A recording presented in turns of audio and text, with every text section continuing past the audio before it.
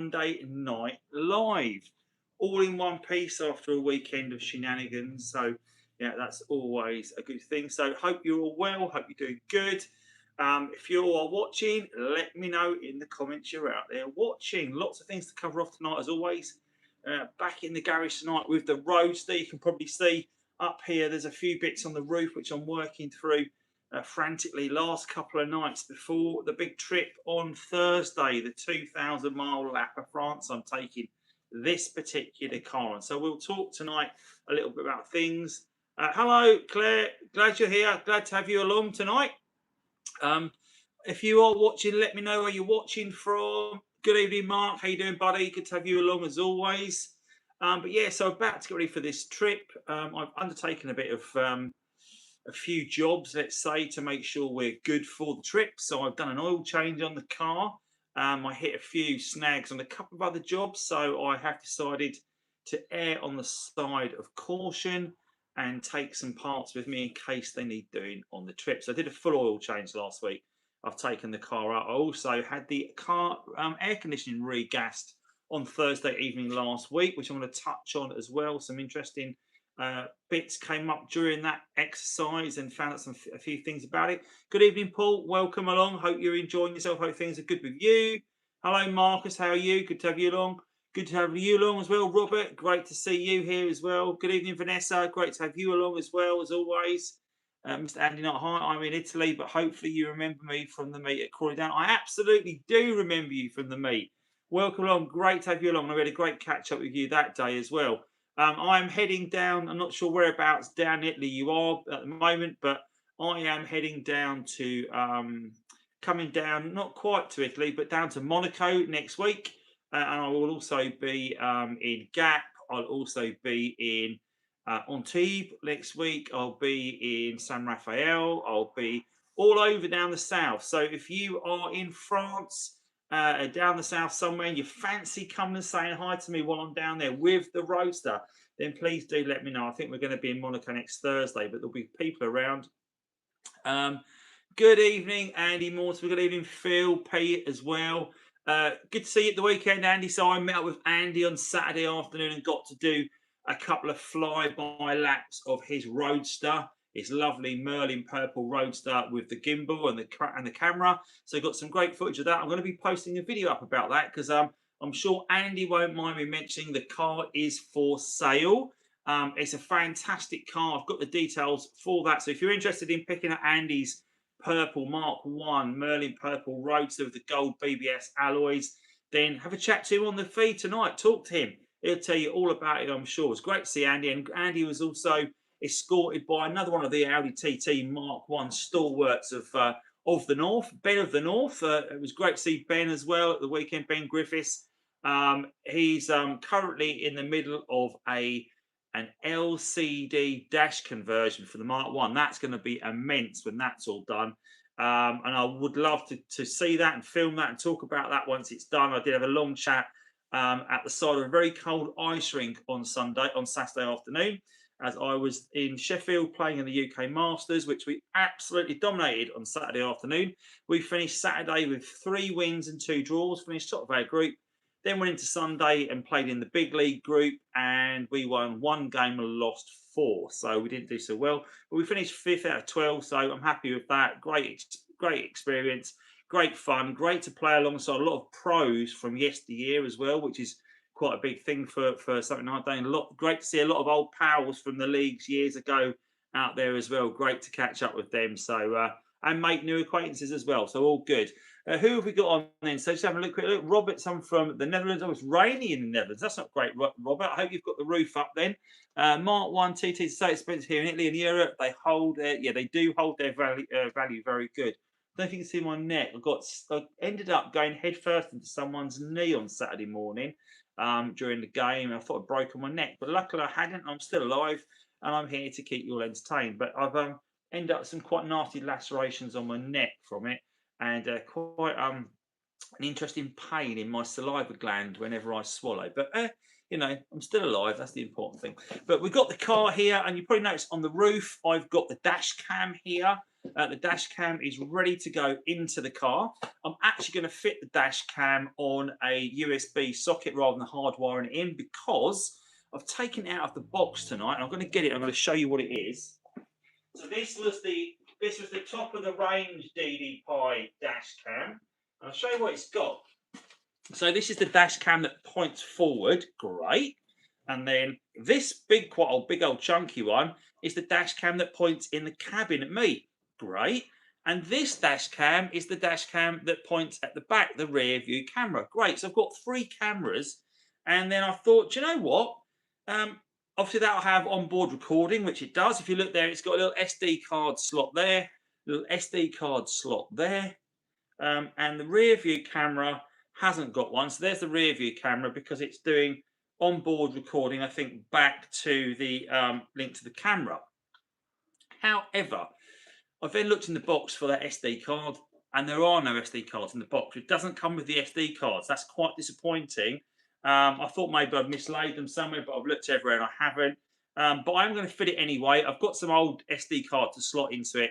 So what I'm going to probably do, it's a Roadster. I don't need to look at the back window, but I need to see where I'm going, and I need to see what's going on in the cabin, so we can talk about what we're experiencing, what we're doing. It picks up sound as well. So I think it'll be quite a good feature to have, where we're going and what we are talking about as we drive down the road. Some really spectacular scenery that we're going to be seeing for the next couple of weeks. So I'm really looking forward to it. So I'm going to get that set up on the USB socket as well, so I haven't got to worry about hard wiring, and I can unplug it when we're not using it as well. So I think that'll be good. It's going to be limited space in this car, though, as we know, because it's we're going to have to travel really light. There's not a great amount of boot space unless you've got a 2-wheel drive Roadster, which I found out when Robert was here just a couple of weeks ago. The amount of difference and depth you've got in that boot is quite something. It really is. So I've only got the 4-wheel drive Quattro version, so I haven't got as much boot space. But I'm leaving the tonneau cover behind.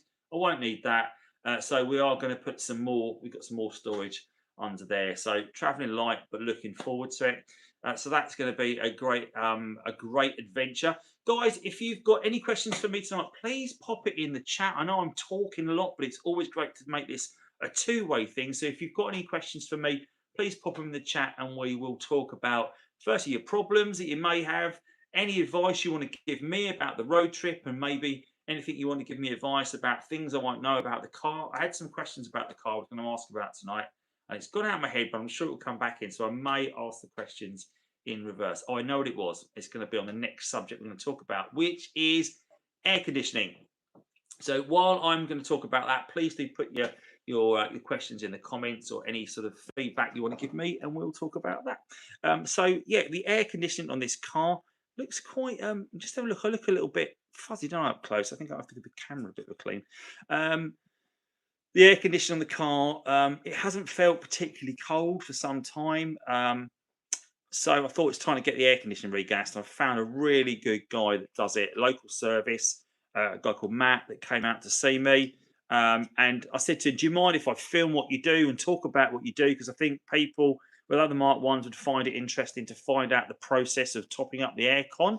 I've read a lot of things in the last week, actually, funny enough, on a lot of Mark 1 Facebook groups about people regassing their aircon with like these home kits with like an aerosol can, and read some bad feedback about it. And I'm going to talk all about that as well tonight on those kits. But essentially, I've had the car regassed, and what we did is, as part of that process, and I've got a video all about it coming up for the channel, is the first thing they do is they connect up. There's a high pressure valve and a low pressure valve on your air conditioning. One is just, well, I'll show you where they are. I won't just talk about it. I'll show you where they are. I'm going to put the cameras down, and then I'll be right back. I'm just going to pop the bonnet, and then I'll talk you all through the positions on the car, show you what I mean.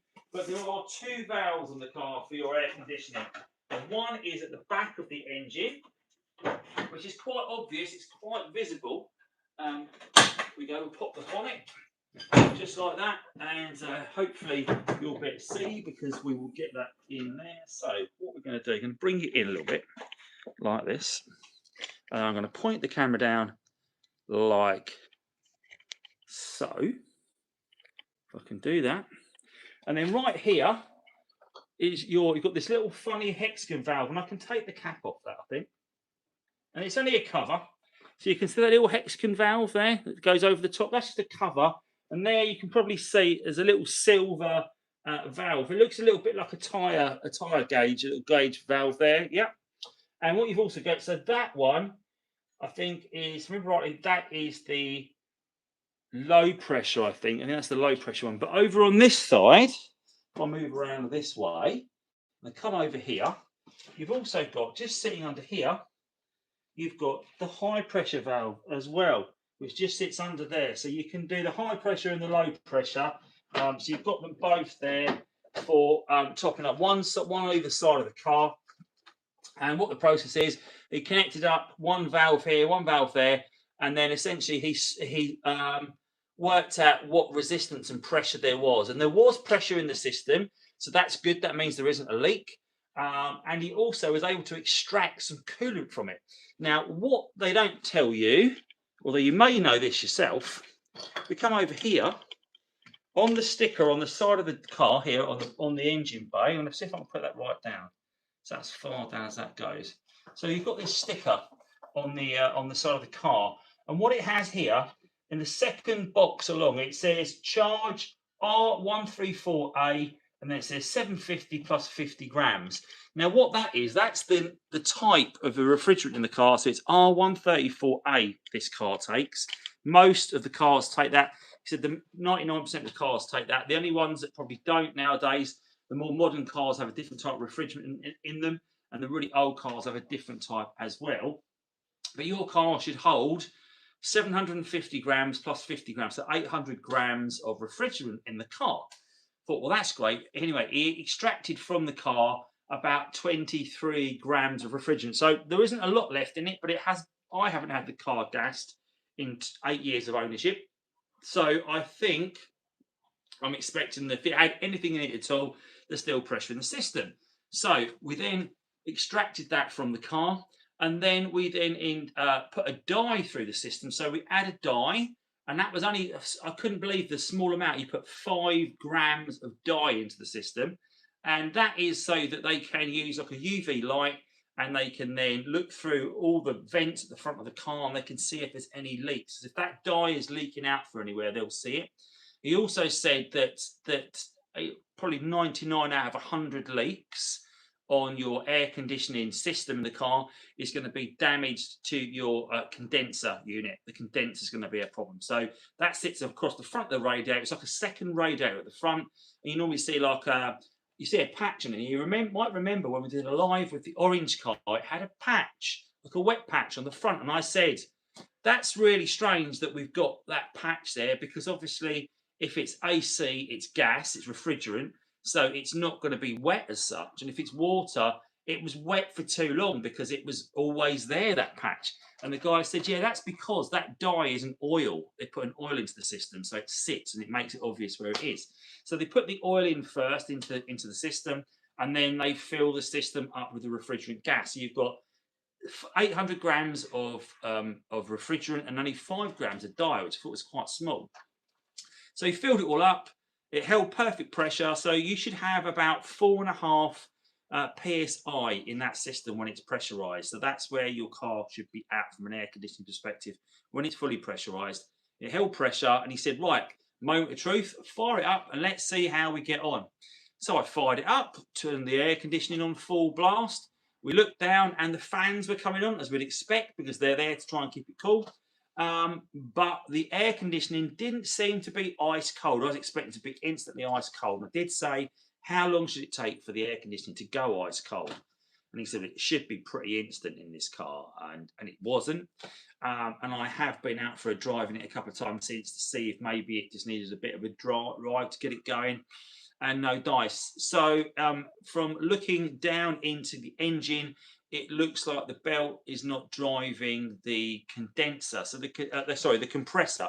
So the compressor is just down here, just below the alternator, just down there, and it looks like it's not driving. And what tends to fail on the compressor is the clutch unit tends to go on them. So the clutch unit will go, and it's not then it's not engaging with the belt to cool down the refrigerant. So the refrigerant is fully in the car. So essentially, I've paid to have the car filled up with refrigerant, and it's not getting the car cold. It is cold, but it's not essentially compressing it and sending it around the system. So a little bit gutted by that. The guy did say he'd come back and degas it for me free of charge while I do the work and then regas it. So I thought that was really good of him. But I am going to do a video or deep dive video on the process, what's involved, so you see it as well, which it was really quite interesting. Now, I do like to do these jobs that aren't just purely for the TT, but also focus on things we do. I'm just conscious, guys, there's a load of comments that have come in and I haven't read any of them because I didn't even have to scroll down. So I'm really sorry, guys. I'm going to go through that now. So, yes, Andy Morton, good to see you at the weekend. Merlin definitely for sale. New project incoming. That's great. Stuart, good evening, sir. BWSTT, how you doing, buddy? Good to have Bryn along. Phil P, my sister-in-law's nephews both play for Switzerland under 23s. Nice. National ice skating team. They used to be pretty good there. We don't refer to it as an ice skating team. It's an ice hockey team. But yeah, so my godson's brother actually is who is almost a bit like one of my own anyway. He is a great guy and he plays for GB. He's now playing for the GB men's team. He's a big star of the future, so watch out for him. I was very fortunate to play. His dad is one of my best friends, and I was able to play on a line with him all weekend at Masters, which is a great privilege for me to play alongside him on the ice. We've played together for over 35 years, making us feel really old.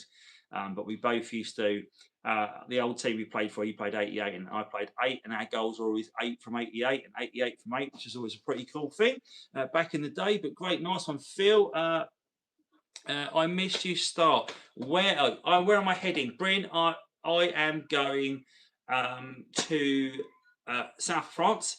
So I'm driving, it's my 25th wedding anniversary next week. So I am driving on Thursday down to Rouen for 3 days into Rouen, and then we are celebrating with the family there, and then we are driving on to San Rafael, and then we're going down to Antibes, we're going to Monaco, and then we're coming back through Gap, through Chamonix, onto Switzerland to Grindelwald to have a look at the north face of the Eiger, because I love mountains. Those of you who know me know I love my mountains, I love my snowboard, and I just love winter sports. And then we're going to come back through Rheims and stop off at Luguer. Is it Luguer, however you say it, which is the Grand Prix pit straight, which I've always wanted to go to.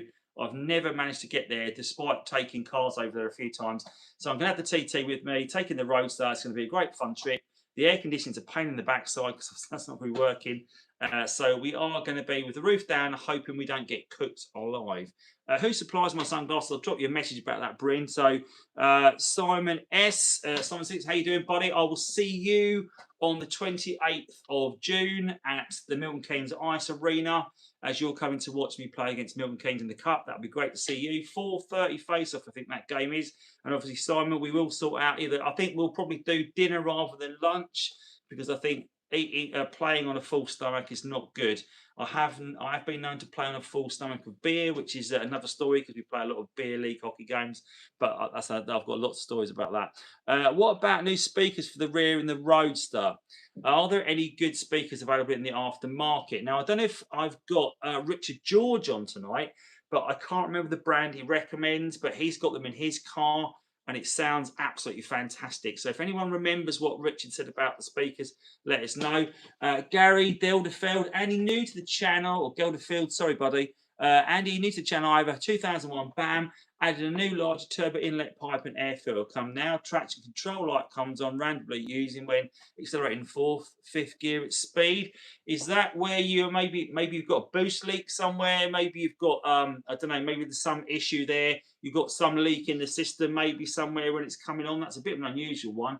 Maybe Bryn could answer that. He's on as well.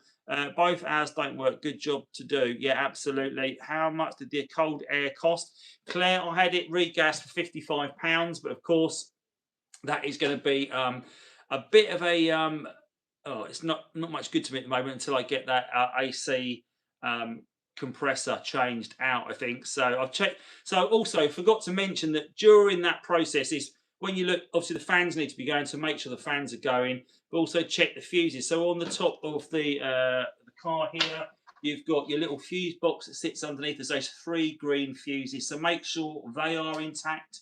because that could be a case of your AC is not running, the compressor's not running because one of the fuses has gone. So the 3 fuses here, they're green, quite obvious. They can corrode as well. So what I did tonight is I took mine out to make sure there was no corrosion, make sure they're making good contact, and they were fine. So it wasn't that.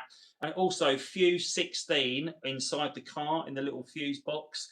And it's, as you look at the fuse box, it's a 10 amp fuse. It's a little red one, and it sits like the second row of fuses in from when you look at it, and immediately below it is a gap in the fuse box. There's a 17, isn't used in the UK. That's 17 fuse. I'm not sure what it's used for, but you can immediately see there'll be a red fuse and a gap, and then another fuse. So that red one at the top is fuse 16, and that is what is involved in the AC, I believe, for what I've read.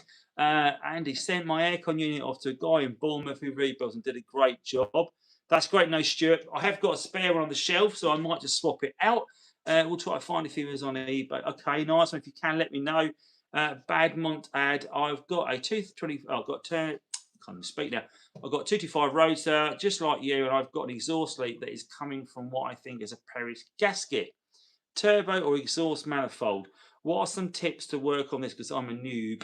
Yeah, I would say, well, I haven't done anything on exhaust actually. So if we've got some experts in the chat, maybe they can chuck stuff in. Montbad add-on, worried about stuck bolts. I've seen nightmare stories. Yeah, are you talking about the bolts onto the turbo there? I guess on the back of the turbo. Is that what you're talking about? With the nuts that get stuck. Hi Steve, how you doing, buddy? Good to have you along. Hope everyone's well tonight. Got a few questions there. Particularly that good one there just raised about the turbo manifold. I think that's the 3 nuts. They've got those really odd shaped nuts that come off.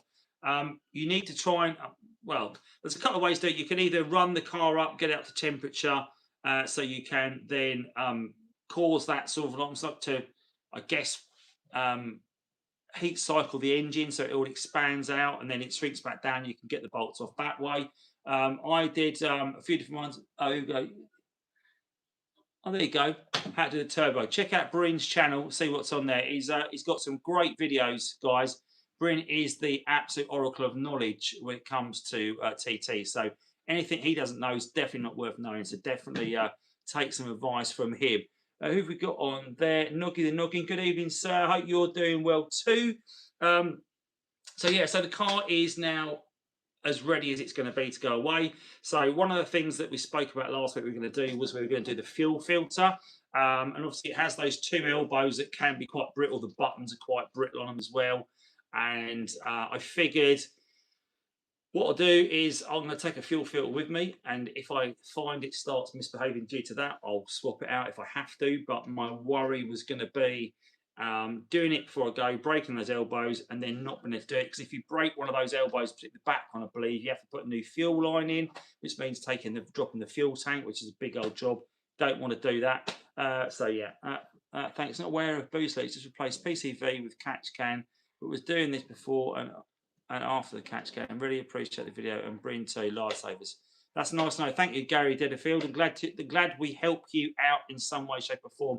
If you have changed the whole PCV system with the catch can, I would definitely make sure there isn't a boost leak there somewhere or other, because changing a lot of pipes. I've just done a video, funny enough, on Friday, did a video, I put it live, on changing the pipe that runs from the bottom of the hockey puck down to the tip.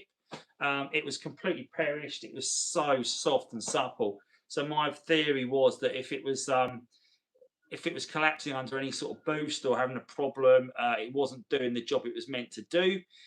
So yeah, I swapped that out on Friday. I basically, if you haven't seen the video, I took the whole of the airbox off so I could get access to the tip.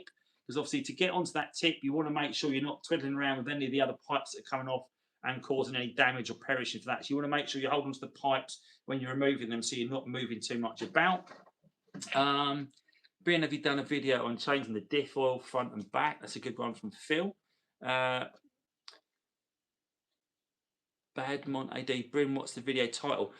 I would say if Bryn hasn't got the title, what I do is pop over to his channel and just type in some keywords into the search at the top, because that will find the video amongst these videos for you.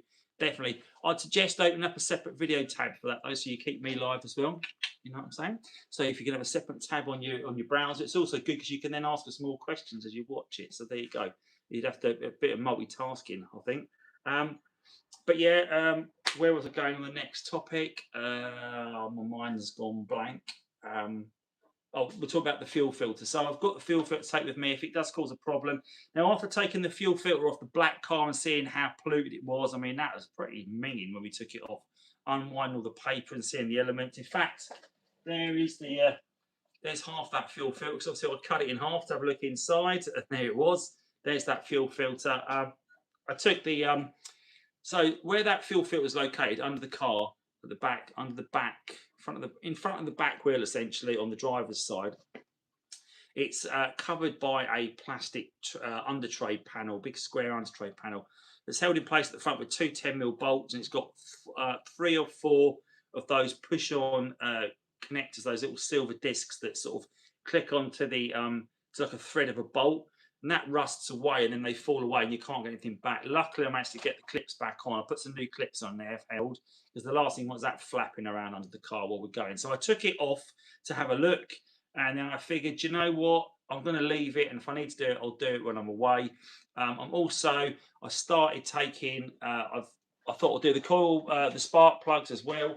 So I took the first coil pack off, which obviously I've replaced the plug on that on the channel not so long ago. There was a video on my channel about how to replace the electrical connectors on the coil packs, because unfortunately when I was taking that one off, it broke the little clip, and while it would go back on, no guarantee it would stay on because the clip wasn't holding it in place. So when I took the second one off, it was a bit resistant, and I thought, you know what, I'm not going to take a risk. I'm not going to break my coil pack connectors a few days before I go to France. The car is running okay. So what I'm going to do, I'm going to take the other 3 spare spark plugs with me, and I'm also going to take some tools and my coil pack disconnection tool I've got, my electrical disconnection tools as well, and I will do that if I have a problem with it. That's what I'll do. I'll take the parts. If I need to do it, I'll do it when I'm there. I won't take a risk of doing it now and breaking it. I'd rather do it when I'm there and break it, and then, you know, so be it. But at least let's get there first, and if I don't need to do it, I won't do it. So I'm going to take a few tools. So guys, what would you recommend for me to take with me this week to France? What tools should I be taking to do any changes that I need to do? Any fixes besides I'm going to take a load of pipe, Jubilee clips, tools, socket set, the usual stuff.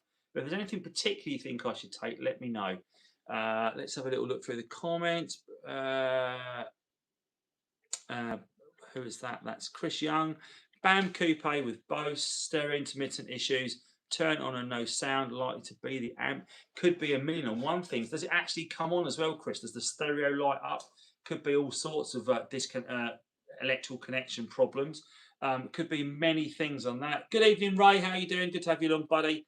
Gasket normally between the turbo, exhaust outlet from the turbo leaking. Miles replaced due to leak by CamSpec Audi specialist. Phil, I will be soon. It's part of a full major service on my roadster. Cool. So Bryn's got a video coming on that. Phil, Car Chris has done a film on diff oil change. I imagine that'll be on the Mark II though, rather than on Mark 1. It might be wrong there. It might be on the Mark 1. I'm not sure on that one. Carl, hello. How you doing, buddy? I hope you're doing well. And yeah, fuses, yeah, I'll be taking those with me. I've always got a spare pack of those, spare bulbs as well. Obviously, you need to take those as part of the sort of toolkit that you need for emergencies. Oh, nice one. Okay, that's cool. Didn't realize. I didn't really check that. He didn't do many videos because he's mainly a Mark II guy. So, but there are some good Mark 1 videos as well. Normally on mods, I think that Chris did on that car. But yeah, there's plenty of little bits you need to take. I'm going to take some spare coil packs, obviously, in the car as well. So I've got those to swap out if I need to. But things like oil, and what I might do is I might take just some coolant as well, just in a small bottle in case I have any coolant problems, so I can top it up on an emergency. Oh yeah, on his. Oh right, nice, yeah, cool. What I'm going to take a spare math as well, just to cover it off, yeah. So I'll be doing that as well. A corkscrew. I imagine that's for the wine. I think is that what I need that for. We tend to do you know what, we tend to drink a really cheap wine called cider boat prey, which is available from Carrefour for about €1.75. And my wife is a bit of a wine connoisseur. I don't know if that's the right term for her, but she likes it. She does like to know her wines, and she will say that that €1.75 cider Bakewell, which is a brut, it's a sparkling brut, is as good as any prosecco on the market. It rivals champagne. It tastes so good. Her words, not mine. So I think that that is and it's got a plastic cork you pop out. So there you go. I wouldn't worry about taking coolant. Water is fine during the summer and actually cools better than coolant.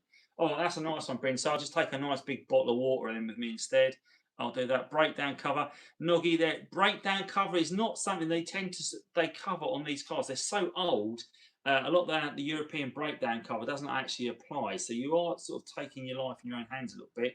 So my breakdown cover is I'll be paying Bryn a flight to wherever I am if it comes to it. So be ready, Bryn. But no, I don't think they cover it. So I am with the RAC, and they don't cover it out there. So because of the age of the vehicle, you need a corkscrew if DHL pull their finger. Oh, I need a corkscrew if DHL pull their finger out. Oh, okay, that's a little bit of an insight into what might be coming. Thank you very much, Vanessa and Lee. Thank you very much for that. I'll wait and see what DHL are going to drop off at my house. That would be amazing. Thank you very much. But yeah, so the car is as probably as ready as it's going to be, and I don't like to tempt fate. I'm not so superstitious, but I don't like to tempt fate. But this car has been pretty good. You know, it has been good to me. And I've said before, if I have a major problem with this car, for the money it's worth nowadays, it's on 86,000 miles. This car, so it's not particularly high. It's been maintained by me. It's used as a daily, really. We don't do that many miles, you know, so to be perfectly honest, but it doesn't go very far. It's been pretty reliable, but if it does decide to die, if it dies, it dies, as they say in Rocky Four, and it will stay wherever it stays. Orange hybrids vest and a mini compressor on the 12-volt to inflate tyres.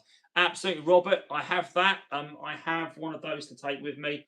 High vis I've got in the European kit that I will be taking. So it's a first aid kit. It's the high vis jackets. It's I don't think you need the breathalyzers anymore. I might be wrong though, but I have got them. Obviously the beam deflectors. I think you can change the beam on the lights. If it's halogen, I don't think you can, but I think on the Xenons you can actually flip the switch at the back and change the beam pattern on them as well. But I've got a set of those little plastic stickers that go over the front just to make sure that we deflect the beam. So even if they're not in the right position and get pulled over, they look like they're in the right position. I don't plan on driving in the dark on it while we're away. We're going to drive during the day. If it dies, it dies. What do I mean? If it dies on me when I'm out there, it's staying where it stays. I'm not going to be paying to have it shipped back because I might take it to a garage, but if it dies, it stays where it is. Hi, Andy and friends. Hi, Mr. Bumpy Pickle. Hope you're good. Do you find the aircon having any effect on fuel economy? Keith, not on mine at the moment because it appears that the aircon's not working because the compressor is not kicking in and doing its job. So when I get back, it will be being taken off the car, and I will be. Well, I'm having the guy back to degas it, but then I will be having that condenser or compressor changed out. I can do that myself. I do that at home. I'll film myself doing it as well, so you guys can get to see what's involved in it. When we did the cam belt, Bryn probably remembers when he was here. It had a bit of a squeak to it. There was a squeak coming from there, like a pulley had got a bearing gone in the pulley or something, and that dated back to when I had the cam belt done in 2020, I think, or 2019. Had the cam belt done, and when it came back, it had this squeak, and I took it back and said, "Look, it's got a squeak. It didn't have the squeak before." I said, "Oh well, it's all been done correctly, so I'm not sure why it's squeaking." So anyway, never really got to the bottom of it. It's squeaked ever since. I'll put up with it, and the car hasn't gone bang yet, so I don't think it's anything too major. Maybe it's a belt or something like that. But anyway, we'll take a chance with it, see how we get on, and yeah, see what the outcome is. But from doing that belt, when Bryn was here, we sort of gave it a once over, and he couldn't see what it was either or what could be doing it. We didn't spend an awful lot of time looking at it, to be perfectly honest, but it was just a bit of a passing observation. So maybe that AC unit is something to do with that. Maybe that's what's causing the problem. Can anyone explain to a layman such as myself what does a wideband do, if that's even the correct? Yeah, people change that, don't they, from narrowband to wideband. I think it's on certain ages of cars, is it not?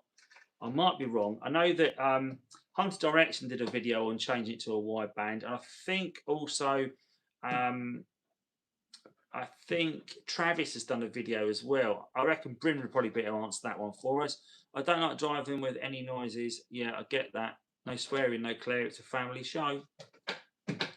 But yeah, I think that the wideband, I'm not. That's not my arena really. I can't really comment on what it is, but is it something to do with the turbo, I think, or the ECU or something? I have the chirping from the cam belt as well. Wideband monitors fueling, so it's close looped and better at keeping AFRs correct at high revs and load. That's still gone over my head. But I have the chirping from the cam belt side as well. Only on idle, annoying. Yeah, I think it does. Breathalyzer non required. Thank you, Robert. That's great to know. Noggin the noggin. Yeah, I think that noise, interesting. It must be some sort of pulley or bearing that's gone in the pulley. I don't think it's anything major. My only concern would be is if it suddenly seizes up and then that belt has a problem. I don't think that would be it. I don't think it's from the cam belt though. I think it's from that auxiliary belt. I think is where it's coming from, that noise. Yeah, there you go, Mr. Bumpy Pickle. That's giving you, hopefully, that's giving you a bit of an insight into it. I don't know if Travis is out there tonight, but he's just hit 1,000 subscribers. So massive, well done to you, buddy. Because I've been watching you grow that channel. There's some great content, guys. If you're interested in Audi TT Model 1 content, you're not following Travis, please check him out. He does some great content. He's doing a lot of mods and jobs on his car himself. Obviously, in the US, parts are a bit hard to get hold of to do fixes and changes. And he does go a little bit, thinks outside the box and does a few things. Thank you, Claire, for your kind donation. Thank you very much. That's very kind of you to send me £10. Appreciate that. Thank you very much. I will spend that wisely when I'm in France this week. I will hopefully I don't need to spend it on breakdown cover. But I will be, of course, while I'm in France next week. Don't forget, that doesn't mean the live show stops. So Monday night, wherever we are, and I think we are in, where are we Monday? I think we're in San Rafael on Monday, where we're staying. We're there for 2 nights. So I'm hoping we've got Wi-Fi at the place. And I'm going to do a live show at 7:30 UK time. So it'll be 8:30 French time from wherever we are. I don't know how long it'll be on for. And I don't know what sort of quality it will be. But I will be there. Andy, narrowband just reads if the air fuel mixture is good or bad, but not accurate reading. So if it reads it's rich, it just guesses what to do. On wideband, it measures it accurate. Oh, right. So wideband is definitely the way forward. And Bryn, am I right in saying that the wideband came much later? That it was an improvement. It was not. I don't think it was available originally. Is that right? I'm pretty sure that's how it works. But I bow to your knowledge on that. But yeah, so some things to talk about. While we've got Bryn on, it's obviously worth mentioning. Don't forget to tune into Bryn on a Tuesday night, because Bryn is now doing the live TT news. He's doing it live as well, which is great. So if you want to tune into Bryn, that's it. Okay, Apex is now, and Apex predates the BAM. Is that not right? I think is it the Apex engine? Pretty sure it does. It's the older of the generations. But yeah, tune into Bryn's show on a Tuesday night live as well. He's covering all things that are going on in the Tiki community at the moment, including stuff that comes up on Facebook. I guess other stuff that's going on. Yeah, cool. Did get it right. Cool. Thanks, mate. Yeah, so definitely tune in on that. We did last week on Tuesday, late on Tuesday evening last week. We obviously did, based on the super funding on the show on Monday, we did a live show, and we did it on an interactive live show for members only on Teams. Now, we did start it off on using Video Ninja, but it caused a few sort of problems. It does rely locally on your device.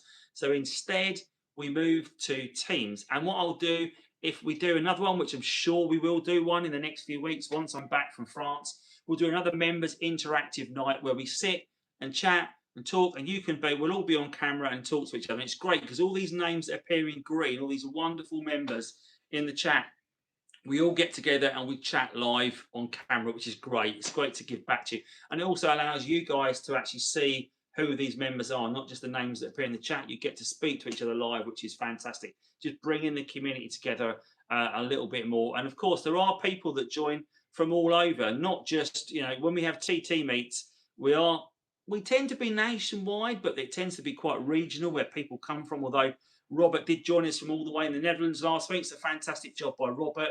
And we've got people that have come down from all over the country as well. People, when they came to Springfest, they'd stayed overnight locally as well. So that was fantastic.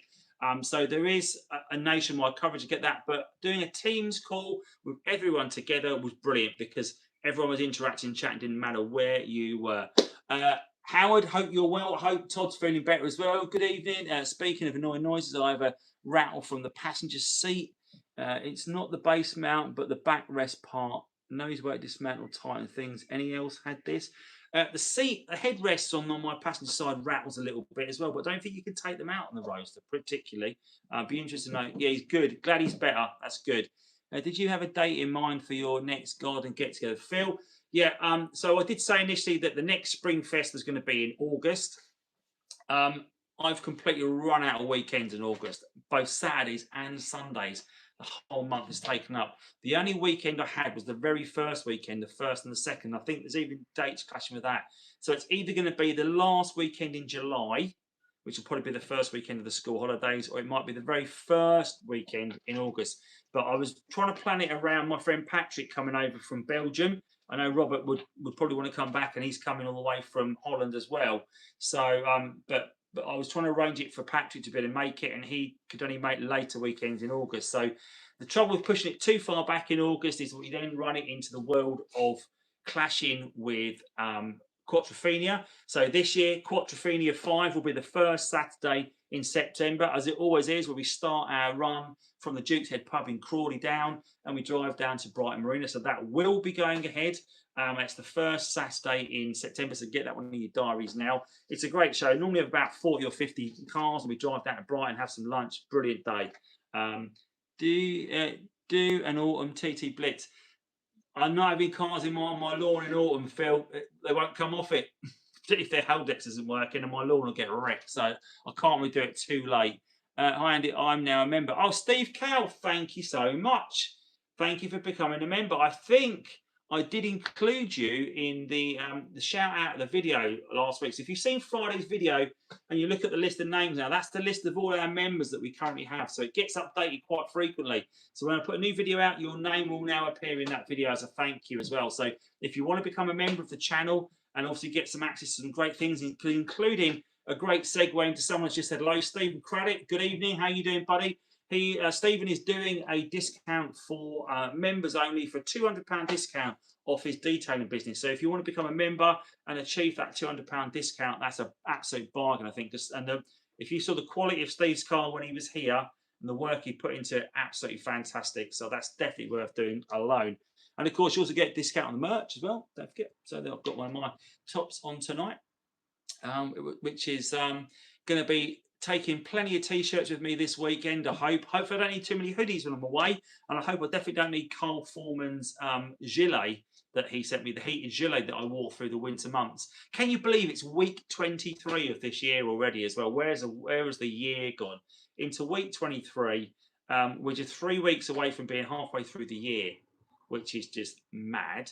And then, of course, that'll be our half-year anniversary of running this live. You know, I've done it every Monday for 23 weeks, and it's always great. It seems to it gains as much of interest as it always has. It's always great to have all of you guys and girls along, joining in the chat, telling me your problems, sharing your experiences as well, and just talking about everything going on in the TT scene. I think there was a show this weekend actually on the South Coast. I think there was a good show down the South Coast. Seen a few pictures on TT Addicts about it the last couple of days as well, which is really, really good to see. So I'm glad people are still getting out and attending shows. I'm going to be off the show scene for the next few weeks. I think Simply Audi's coming up as well, isn't it? That's also another good show. I'm not going to it this year, and I've sort of said I'm not going to go to Simply Audi anymore because the last time I went in the blue 3.2, and it had that bad crankshaft position sensor issue that we didn't know what it was at the time, and it broke down at Simply Audi, and people had to push my car across the car park. Most embarrassing to arrive there and break down. Got it going and got all the way back to the services at Cobham. Broke down again. Had to wait for the RAC for about 8 hours. Absolutely shocking. So I'm not going back to. Not that I'm blaming Simply Audi for that, but I'm not going because it's given me bad memories. Much rather attend video TT meets in my garden now, and obviously the one in Brighton, which is a great meet. Should be open in the next 2 weeks, nearly finished. Brilliant. So I'm looking forward to that. And Stephen and I are going to do a couple of videos for you all on detailing once he's up and running.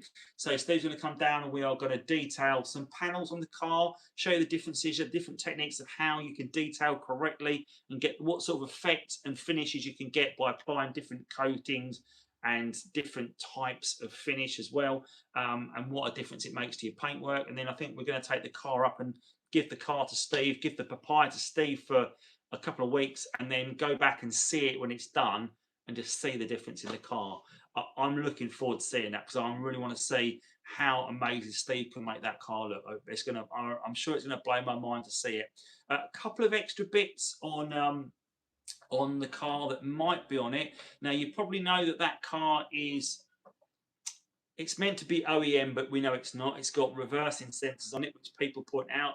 I'm not a big fan of that, and I wish it didn't have them. But it's also got that amazing Apple CarPlay doubled-in head unit, which I love in that car. I've got the original stereo, and I've got the original TT flap and that whole console to put back in the car if ever I needed to. But luckily that the previous owner had kept that. But I do like that head unit in the car. It is a nice. It gives that cabin a whole new experience. So I have got that, but I am having a set of spats sent to me in papaya by Paul Cliff. Now, if you haven't seen Paul's work on the various Facebook groups, Paul is making 3D printed spats that are painted to the colour of your car. And you can buy them direct from Paul. So a lot of us want spats for the car.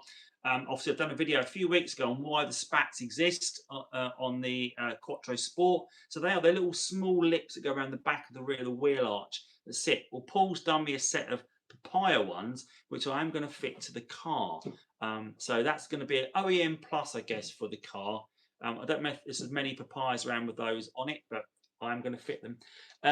What is on there? Sorry, Carl said, yeah, congrats, and mate, for keeping it going for 23 weeks. Thank you very much. Thank you, Phil, as well. I'm glad. I really appreciate all you guys. Paul Cliff is actually in the comments now. You probably heard me talking about him.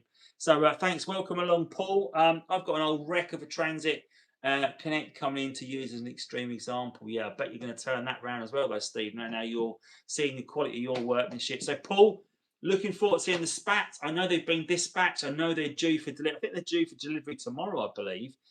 So looking forward for that turning up. I am working from home tomorrow, so I will be keeping an ear out the door, getting a little bit excited. I might do a little unboxing video maybe on it.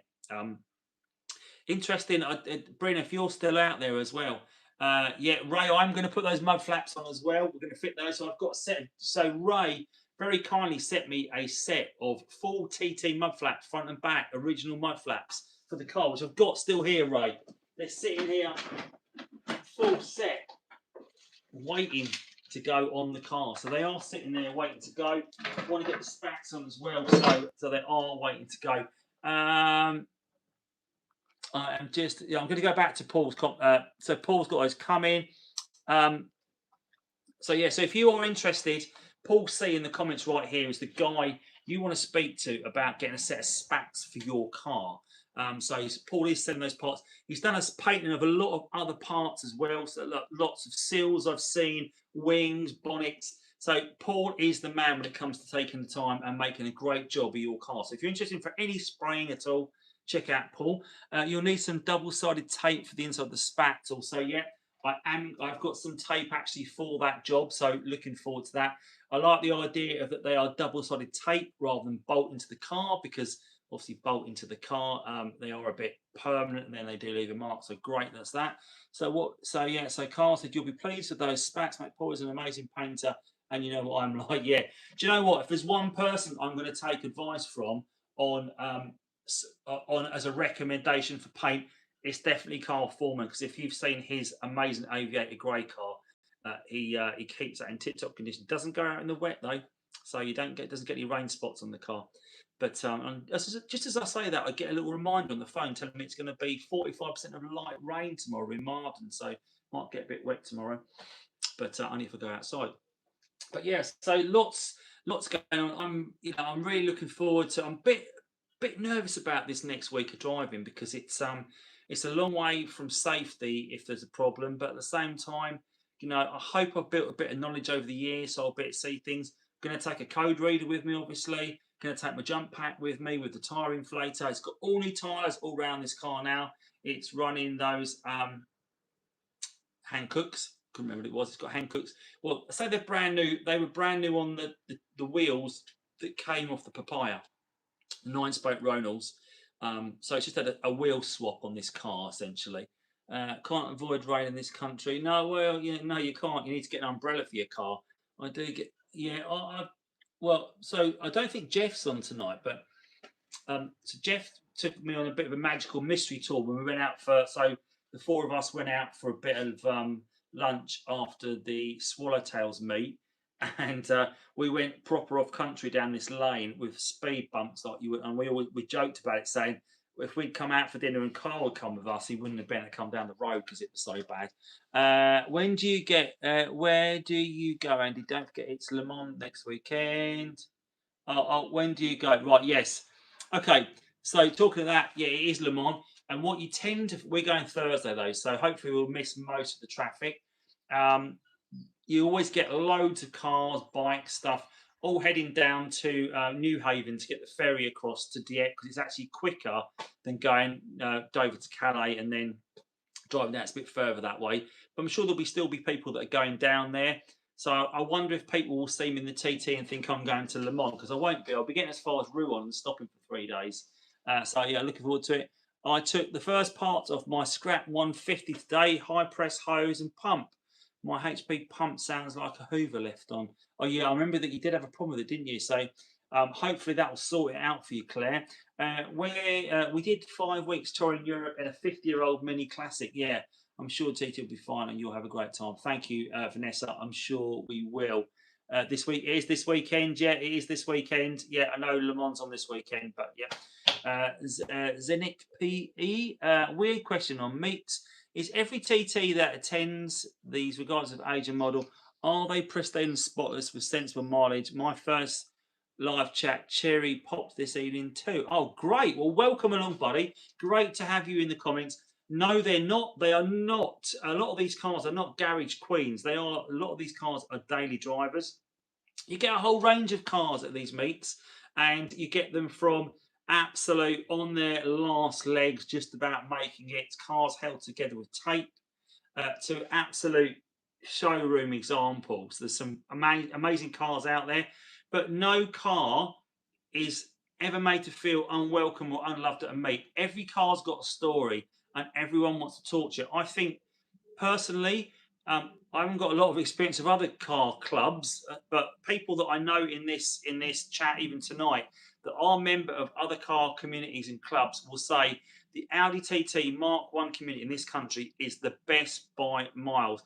They're so friendly, they're so helpful. There's a lot of great knowledge about in these chats, in these live shows. You can find out almost anything, and everyone's out to help each other. There's no snobbery, there's no cliques. It's just a great group of people helping each other out. I'm sure a lot of people in these chats tonight will say amen to that and will agree with that statement. I don't think people have ever had a problem with it. Robert says, just be nice to your car it won't break down. Went to Austria and also for your backyard. No troubles. Yeah, you did.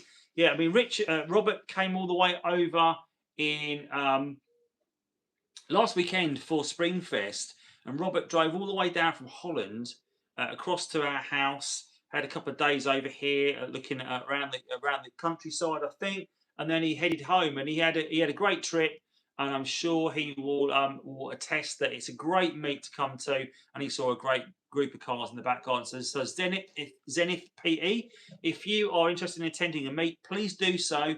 You'll be made most welcome by people. Don't have any fear of that. And what you find is, and my very first meet was, I want to say at least 5 years ago, maybe a bit longer. I think it's about 5 years ago, and I went to a meet in Hemel Hempstead, I think it was, on an industry park that Dom had organised, and we had about 20 cars there on a Saturday morning, and very quickly that community grew because people were then realizing, do you know what, going to a car show, it's not about look at how good my car is or doing donuts. It's not that sort of scene. People want to talk to you about the car. They want to listen to the stories. They want to listen to your experiences with the car. Everyone's got the same interest and the same passion. We've got the same problems, so everyone's out to help each other. And that show, I think, from doing that show of about 20 people and a breakfast meet, within a couple of months, we had pushed that out to, I think we had almost 200 cars at a breakfast meet in Ockham Bites one Sunday. People had come from all over, and we actually smashed out the car park in Ockham. We've had a couple of Ockham Bite meets, and Ockham, unfortunately, is not the venue it once was due to the roadworks that have taken place there. It's never gone back to how it was. But yeah, Ockham Bites was a mega meet. It absolutely was brilliant. It was good to have you there as well. I think that might have been the first time we met as well, I think, at Ockham. But that Ockham Bites meets was something else. It really was. But we've also then gone to Europe. We've taken the TT meets to Europe and expanded it out. And I was a bit nervous about how that would go. Would people come to Europe? Would people travel from Europe? And the European show this year, we had the weather was a bit dicey building up to it. So I think the weather affected it a bit. But we had about 160 TTs. Last year, I think we had over 200 TTs. It's the third year of running it. This year, we had a whole indoor area for doing show and shine and modified cars. Lots of parking. There's a great car museum there. We went for 5 days this year. We took a load of UK cars over with us as well, and we even had a few days before the show of TT enthusiasts. Mrs. Jugs, who's on here as well, Gina from the TT Addicts, the boss of the TT Addicts, was with us as well. Jeff Bedford, another member, and a few other members joined us as well. David Pring, who is the absolute guru of the Quattro Sport world, knows everything about the Quattro Sports, keeps a big diary of all the Quattro Sport TTs. So some really interesting people, and we spent a couple of days in Ghent. We travelled around. We went out for some great dinners, some great food. We spent a great time just building some great friendships as well that we take on into the next car meet, meeting people from all over Europe. And we had people that had travelled over 24 hours from Turkey, which was bonkers. We had someone come from Poland. We had someone come from Portugal. We had cars from all over France. We had cars from all over Italy, Switzerland. We had people from Germany, Holland, Belgium. It's just mad. And people all come because we had been advertising here on YouTube, doing my lives, doing advertising on Facebook in the various groups. Frank Schmalders, one of the fellow organisers, he's got a website called audi-tt.eu. Definitely worth checking out if you want some Mark 1 history information. Go and check that out. But we're holding it again next year. We haven't got the date officially released, but we all stay at the Ariane Hotel in Ypres, which is the finest hotel by country mile in Ypres. Highly recommend it. I know Robert will attest to it. I think there's a few people in the chat tonight that were there with us that will attest to it as well. So a fabulous hotel. Although not quite as good as the Van der Valk in Dordrecht, which is in the top 10 hotels in Holland. If you ever go to Dordrecht, stay at the Van der Valk, an amazing hotel. Just thought chuck it out there. Keith, thank you very much for your £5 or €5 donation. Thank you very much, sir. I'll be spending that on my travels next week. Hopefully, we'll get enough petrol money together to get me down the road. That's what I should have done the fundraiser for tonight, shouldn't I? I should have done a fundraiser for paying for my fuel to get me to my first stop. I need to come next year. Steve, please do. What we're also talking about next year, Bill, Big OTT, are these all in the UK? No, these TT meets are all over. We've got meets going on in Europe now. I say there is quite a few going on. There are meets going on there's some great meets in Holland as well. I keep saying Richard. Robert will attest to about the meets that we have in Holland as well. So there's some great meets that go on there. Yeah, Bryn, great to have you along. So we were going to do a live YouTuber question and answer session as well. We were going to do live. Unfortunately, Bryn couldn't make it this year due to other commitments, but he is going to be there with us next year. And we will do a full question and answer. We're going to make it even bigger and better next year. We've got the whole indoor area that they use for banquets. So we are going to use that. We'll use that for the question and answer session as well. We're hoping to lay on some form of dinner dance for the evening on the Saturday night as well. So we'll have a buffet, and although it will be handled by Thierry De Heck, who runs the museum, it'll be all through Thierry. But of course, the big thing for me on that meet is the Friday night where everyone comes for dinner at the Trumpet. We pack out the Trumpet with people. There's no other people that go there on a Friday. We have the whole restaurant to ourselves, fill it out with people, a great menu, great food, great environment. Everyone's chatting, talking TTs. It's just a great night. So we'll be doing that again, of course, next year. So please keep your eyes open for that date. Okay, I was in the US. TTs aren't popular here. They're not as popular, but they're not as common, let's say, but they're definitely popular. There's some great enthusiasts in the US featuring the TT. There's a couple of great YouTubers. Say Hunter Direction's a great YouTuber in the US covering all Audis and marks of German car, I think. And his channel has exploded over the last year and a half. He was down in the doldrums where I am from subscriber base, and he's gone up almost to the silver play button of 100,000. I think he's on about 85,000 subs now. Massive amount of take up on his channel. Does some amazing videos. If you want to watch, sit down and watch some jaw-dropping footage of the camera angles. Doing YouTube content myself and seeing what he does, it really draws you in to watch. You know, keep changing the camera angles, lots going on. Amazing. Really good filmmaker, actually, is Hunter. And of course, Travis has just hit his 1,000 subscribers, which is great to have Travis start building up his subscriber base. And again, please do go and check out Travis. It's TT Travis YT is his YouTube name.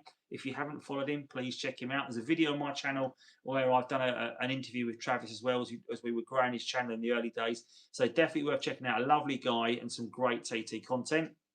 And we normally have, he hasn't popped up in the comments. We normally have Stephen Harper VW on as well. And Stephen was on with our TT chat last week live on Teams. So it was great to do that. And I think we will do that again because it was good fun sitting around chatting to everyone and seeing you all face to face rather than just you all looking at me for the evening. So yeah, all great. But yeah, lots going on, lots of things to look forward to. Guys, put in the comments if you have got any questions for us. So we've got some great people with a bit of knowledge on tonight as well to answer your questions, with Brim being here as well. Of course, if you're enjoying what you're watching, make sure you give it a thumbs up. So there's a lot of people, we've got over double people watching that we've got thumbs up. So there must be a lot of you there that must be enjoying it. You're still here, but we haven't had the thumbs up. So please do give it a thumbs up if you wouldn't mind. It does help get the message out there about the channel. And also, please, if you're not already subscribed to the channel, please do subscribe. You'll find loads of great content on the Audi TT Mark 1 here. I try to cover a lot of things, not just how-tos. I try and cover the history of the vehicle. I like to cover what the market's doing at the moment as well, and just various things going on in the scene. I've got some great videos coming up on some very special cars. I've got a video coming up on the ABT car owned by Mike Morley, which is the one that's got all the DTM stickers on it. And I was able to get behind it and record him starting up. He's had a new exhaust system fitted to that, and it sounds amazing. He's just had it all tuned up as well. It looks amazing in person. So that video is coming. I've also got the video coming up where I met Anthony in Holland with the Glambo doors and the amazing sound system. He came and visited me in Dordrecht when I was there, showed me the car and videoed it. An amazing car. That will also be coming to the channel. And of course, the cartoon car, the blue cartoon car that we had at TT International Show this year.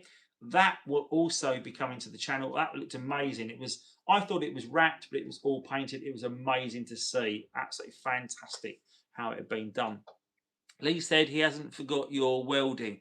Oh yeah, we'd do that as well at some point. Don't worry about that. I look forward to do that as well. That'll be good to do. Have you changed the front brake discs on the 3.2? Bought a pair, but haven't got to it yet. I have. AW 1994. There's a video on my channel all about changing the front discs and pads on the 3.2. So if you want to check that out, then please do so. I've also got a video on changing the front. I actually removed my original factory 3.2 discs and pads and calipers, and I went to Brembo's from a Seat Leon Cooper R. And while you are going down in disc size, bit on 3.2, because you go from a 332 to a 323 size disc. You are going from twin pot to 4-pot calipers, so you do. I think you get a nicer braking experience. You get a more consistent braking experience to the car, much smoother. That's just my thoughts on it, and you feel it more underfoot, I think, when you stop. Uh, Interesting that I didn't realise is that, and I'm sure many of you do, is the Quattro Sport. I thought that had a 3.2 braking system on it, but it doesn't.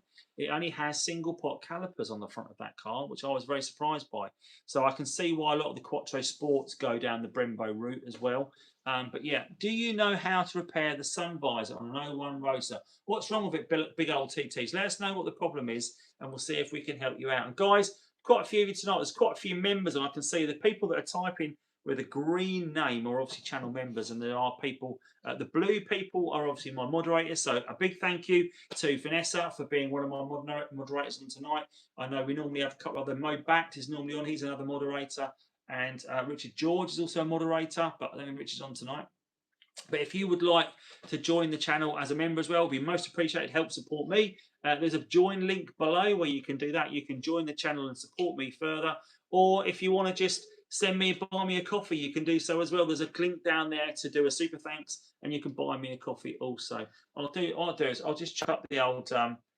What should we do? We'll do 10 super chats. We'll do it for an hour. And how will we'll do it for 1 hour. There we go. And then I will fuel the car to France. I'll fuel the car to a French live. There you go. That's what I'm doing next week. I'm going to fuel the car to a French live. That's what we did last week, wasn't it? We did that.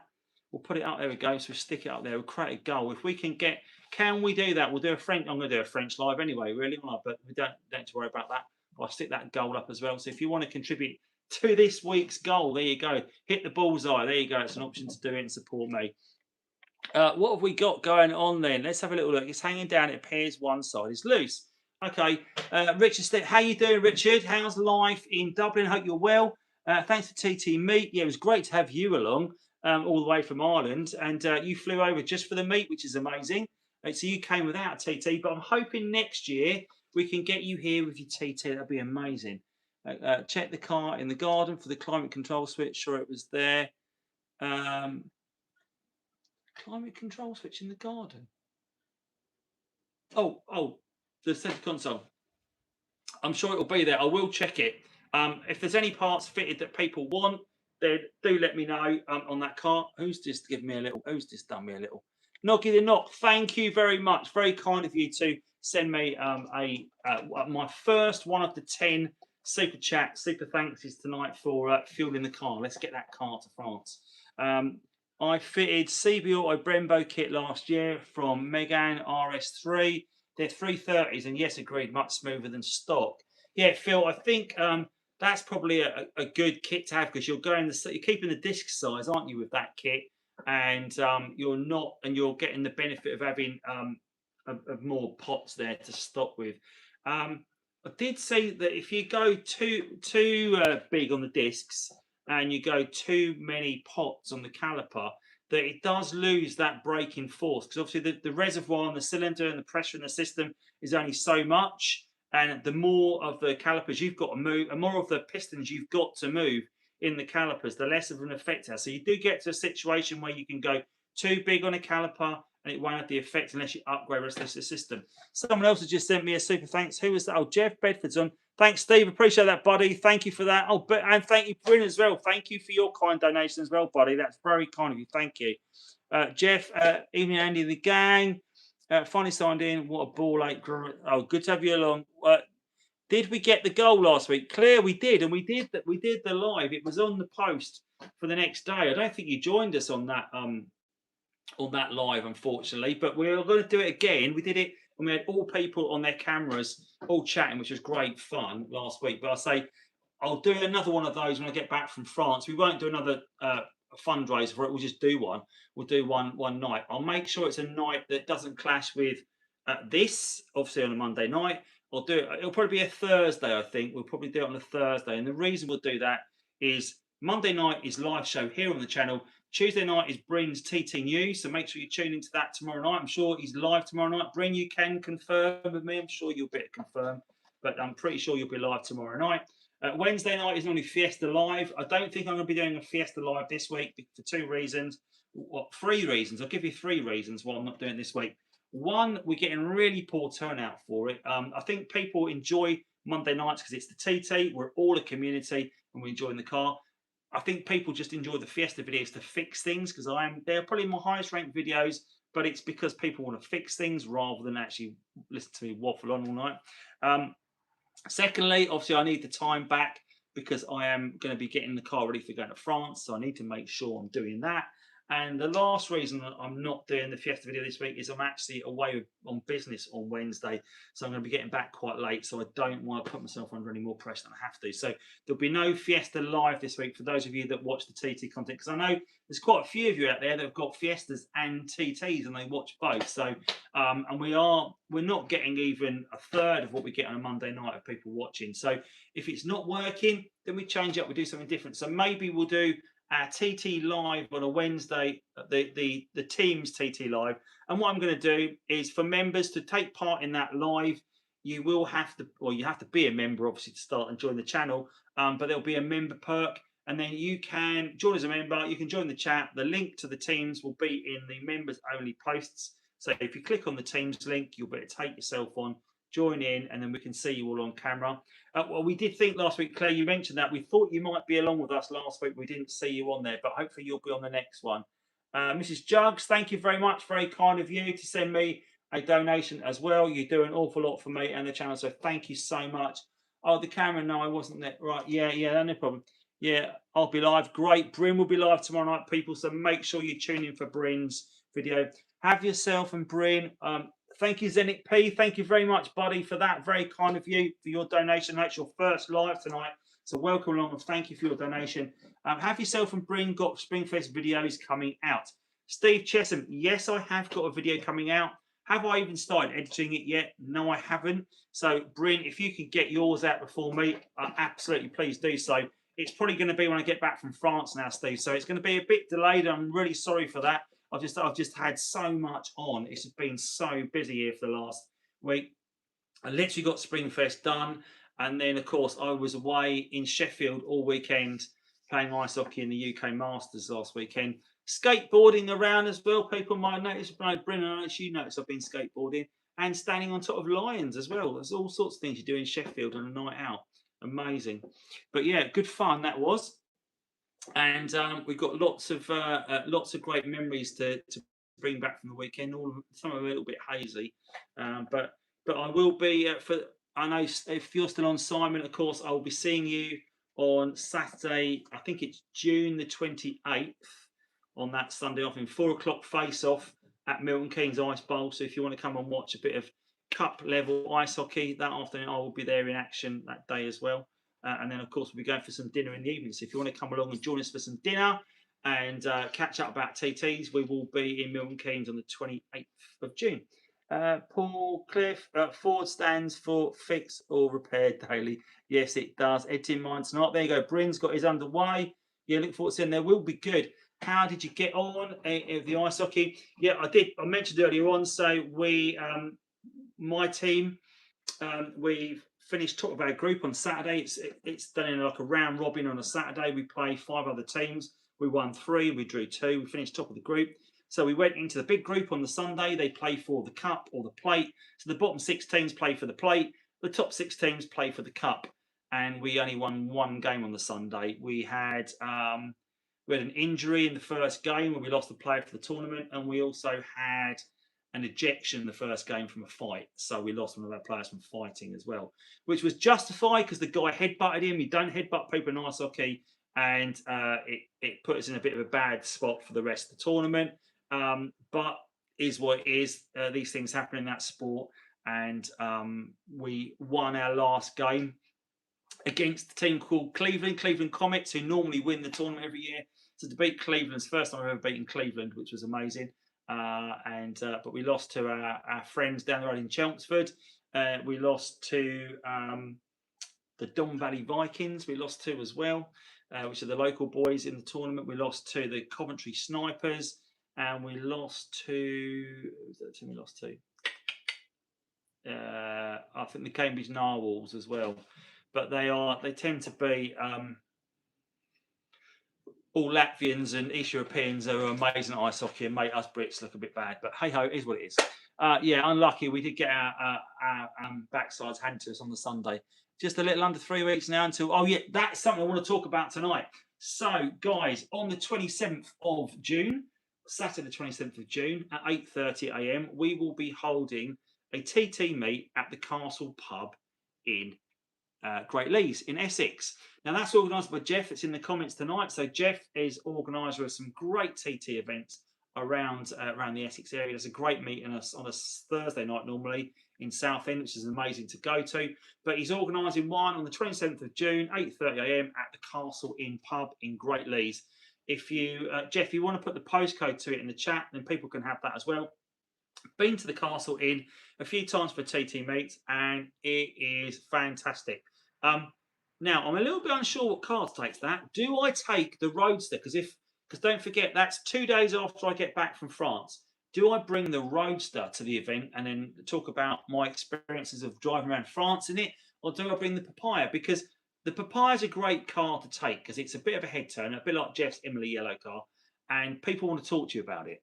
And it creates a bit of interest. People like to look at it. It's a bit of, it's a head turning car. But when I go to the meet at the Castle Inn, I've not been in the Papaya yet. Last time I went there were two Papayas there, a Roadster, which was owned by Bryn once upon a time, and there was a Papaya import there that had been purchased about a week before the guy attended the show. Great condition. And we were looking at this car, and the back driver's wheel was at an angle, and you looked at it, and we sort of looked down the car, and I said, "Mate, your wheel is at a right bad angle." "Oh, is it?" He said, "He did some adjustable arms put on the car." Okay. And some spacers. We looked at it, said, "Well, okay. Well, I'll go and get them checked out." So he took it back to the garage, it had done it, and sure enough, they hadn't actually done the bolts up in the arms. So how the wheel was even on the car, I don't know. Very dodgy. He took it and got it fixed, and I've not seen the guy since. So I'm presuming he got it fixed, and it was all. He did tell us he got it fixed, but I haven't seen him at a show since. But yeah, so if you see your rear wheel at a funny angle, don't drive it. Take a look at it, have the wheel off, and have a look underneath and see what's going on, because you could get yourself in a whole host of trouble if the lower control arm goes on these cars, or if you have some other failures of it. You want to make sure that doesn't collapse completely down on the arch, or all sorts of issues. If anyone's unaware, please check out the TT Addicts page. Yeah, absolutely. All the details are on the TT Addicts page. Please do check it out. And yeah, we'll look forward to seeing many of you that evening. Off to edit and set up for tomorrow's live. Cheers, Bryn. Appreciate you being on tonight, buddy. It's always great to have you along and answer the questions in the chat. So thanks for being along. And guys, don't forget, check out Bryn's live for tomorrow night. And we look forward to seeing your video from Springfest, because I noticed you were doing a lot of video on that day, so I know there was some great content from that day. So definitely check out Bryn's video, guys. So have a good night, mate, and see you soon. And I'll speak to you from France, no doubt. But yeah, always do the lowers go more than the top ones? I think so, Paul. I think that tends to be the one that goes, because I think that's the arm that they replaced, is it not, when they get space on the car and they put different wheels on. Castle, there we go. There's the address for the pub. So guys, if you want to come and see us at the pub, Jeff will be there, I'll be there, I'm sure there'll be other members that are on the chat tonight will be there as well. Please do come along. And again, if you are not a member of the channel yet, then please do use the join link below, where you too can get your name in green lights and be involved in all our member chats as well, which is always good to have. What else have we got going on? Just going to scroll down. The early cars have rose joints and they fail, collapsing the arms. There you go. That's quite interesting. Phil P is my oracle of knowledge, and he has given me a lot of advice over the last few months over things, and given me some real food for thought on other things as well. Things to go off and check and do. He saved me a lot of money by advising me that on the alternator, it's normally the what's that part called? I can't remember, Phil. On the alternator, but it's not. It doesn't need to replace the whole alternator. It was a certain part of the alternator that I replaced, fixed the problem, and that sorted that TT out. And it's been good as gold. So for £20, I sorted that TT out. Regulator, wasn't it? There you go. Yeah, just as I said it appeared on the screen. So perfect. Yeah, thank you, Phil. The regulator failed on the car. So yeah, definitely check that out. But yeah, thanks for all you guys that are putting your thumbs up in the chat as well. That's most appreciated. It's always great to see that you guys are enjoying what I'm talking about. And yeah, but again, talking over old topics we talked about tonight, we are heading off to France in just 3 days. So what would you suggest I take in the car with me? So I've got my socket set. I've got my little, this Baco one, this goes everywhere with me. I've lost one of the clips off it though, but it's and it's just a really nice little kit. There you go, look at that. It's a nice little kit. It's got most of the general sockets you need.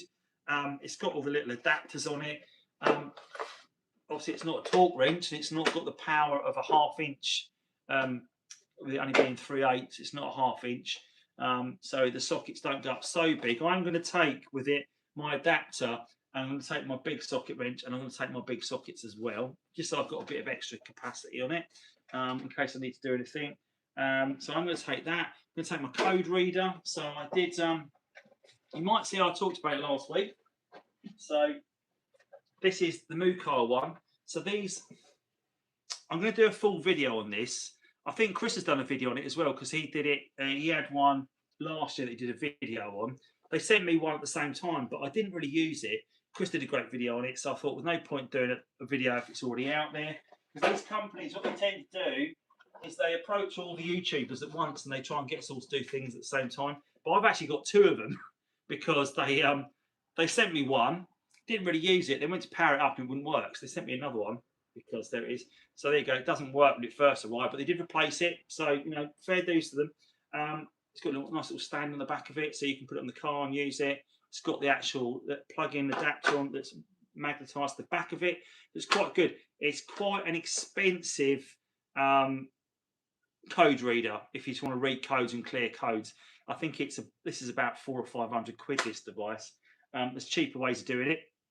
But I would recommend, if you don't have one in the car right now,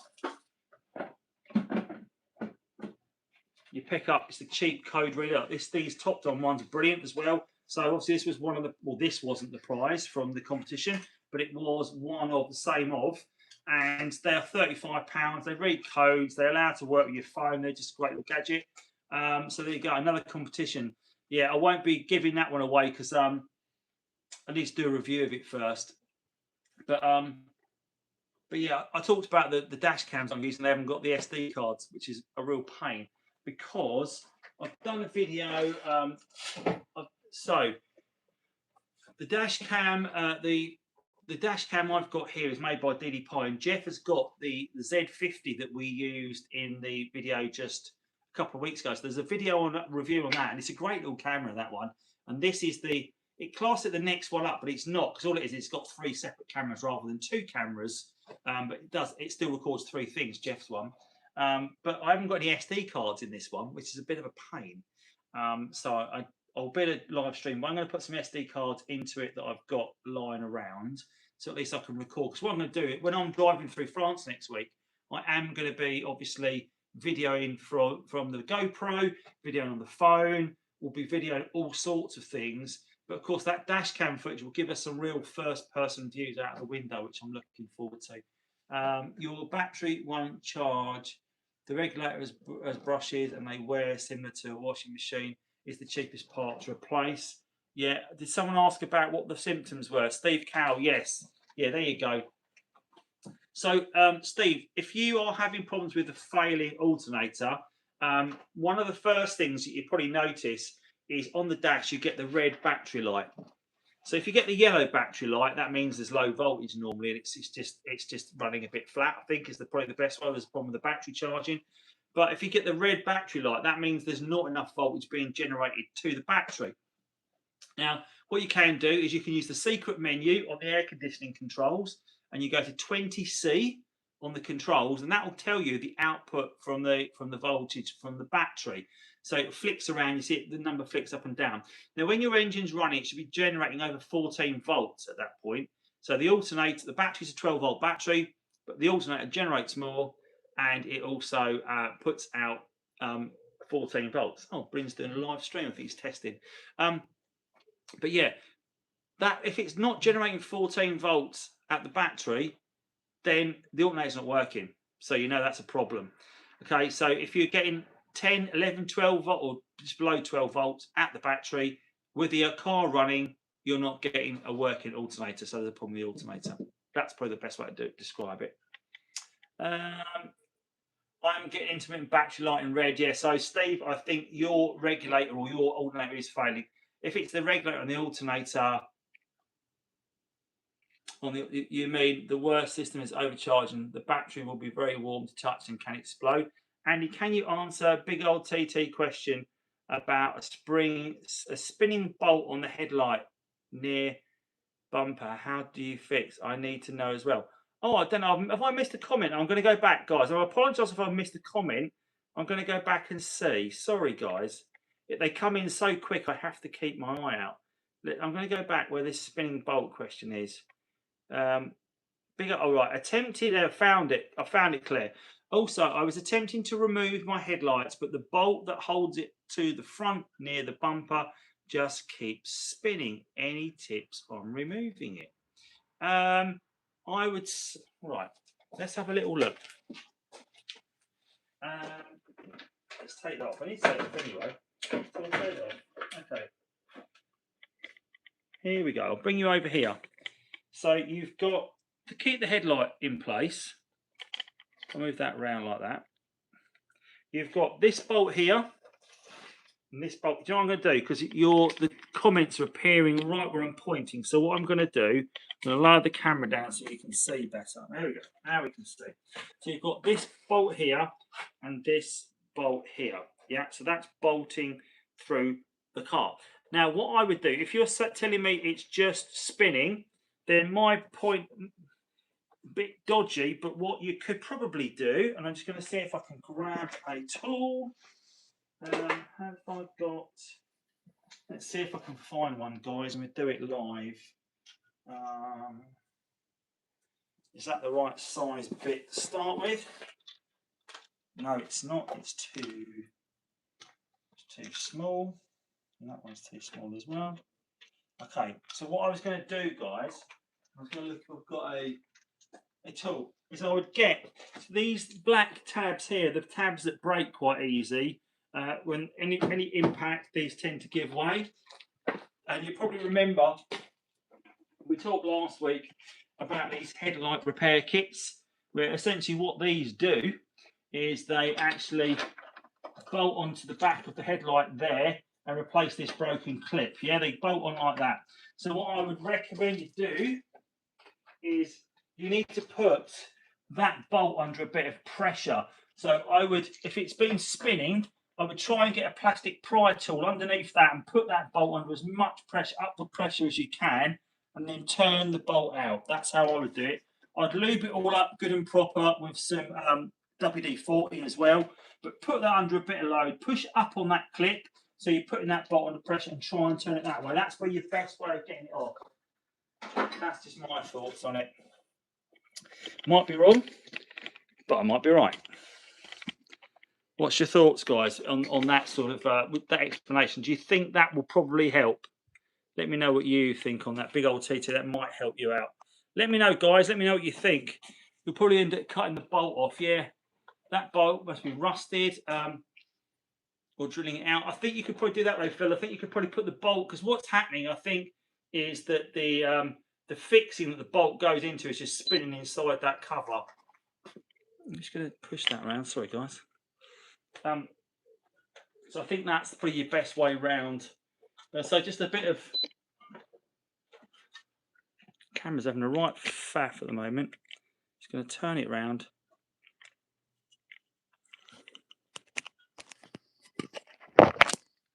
Don't want to spin the, but you don't want to look at the other side of my garage. It's a right old mess. You want to look at me. But yeah, get some WD-40, Just give it a good spray of WD-40 on that. Give them both a good spray, and then let that do its work. And yeah, see what happens. I'll probably do it. That's how I do it. I'd put some pressure on it, so you've got a bit of pressure against the bolt. Bit of WD-40, it should come out. Yeah, 100%. I'll do it that way, Andy. Yeah, there you go. And of course, if you end up breaking that plastic part, this is the plastic part that we're talking about. If you end up breaking that, there's a guy that you can find on most of the Facebook groups called James Steele.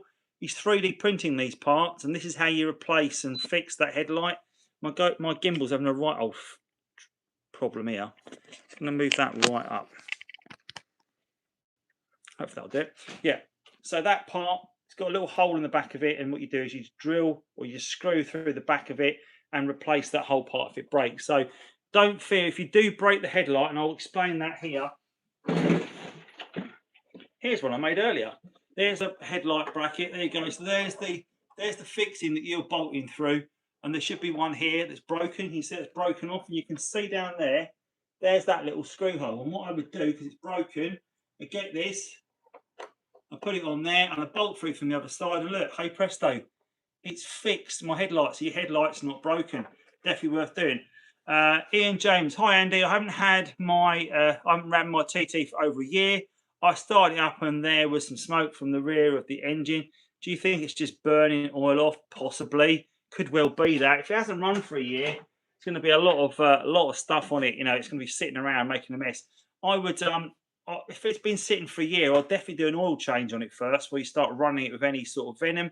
I'd also, don't forget, your fuels like to be stale in the car as well, because it could be a bit ropey to start. So I would definitely do an oil change, then run it, get out to temperature. Hopefully you haven't got too much stale fuel in the car, but put some fresh fuel in it and get it going again. That should be okay. When things are really seized, I've stopped getting WD-40. I found Worth is brilliant stuff. Yeah, there's loads of options around for that sort of thing.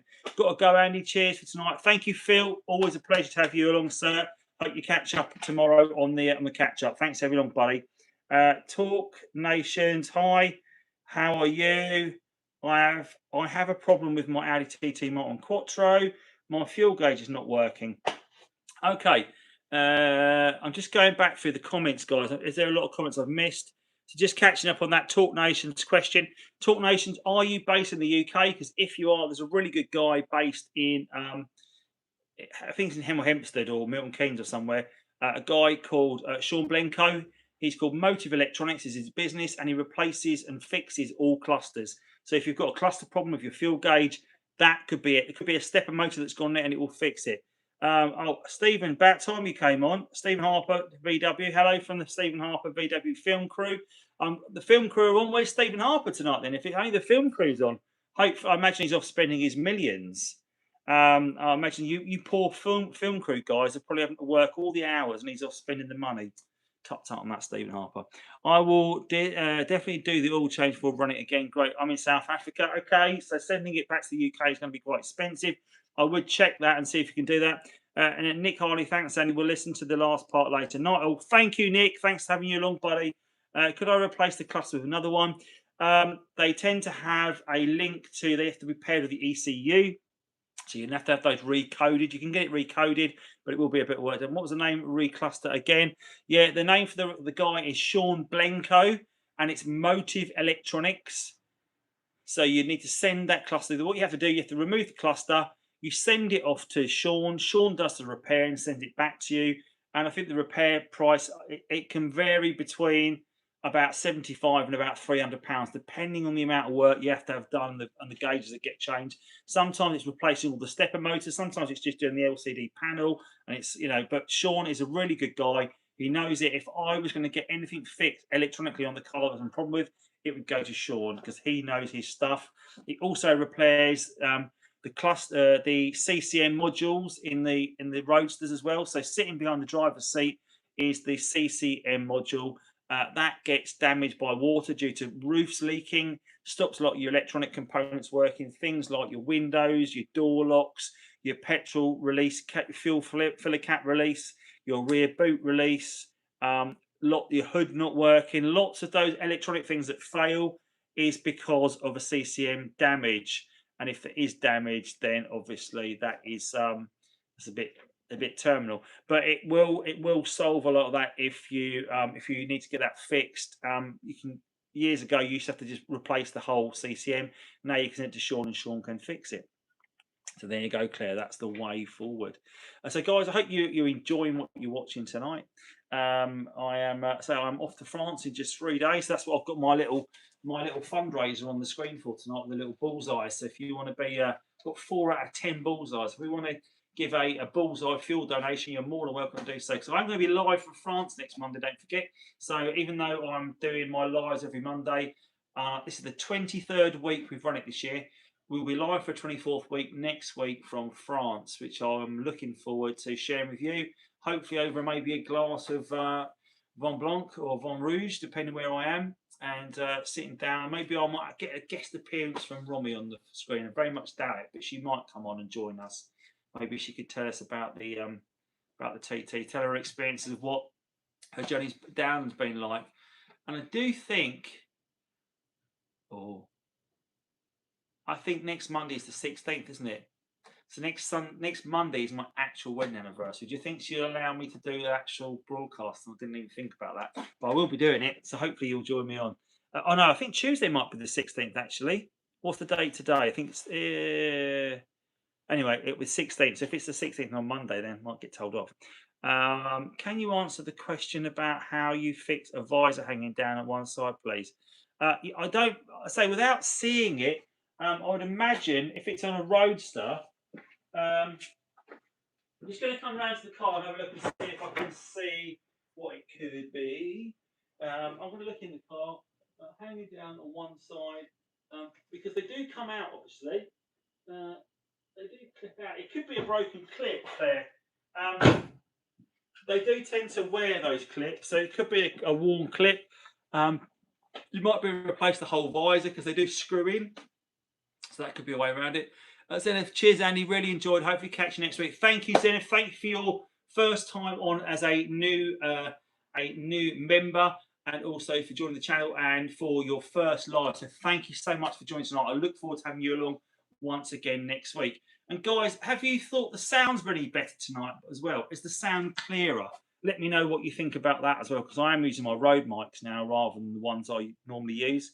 I've gone back to using ones on the GoPro. We've still got plenty of battery left as well, which is good. So let me know what you think about the sound.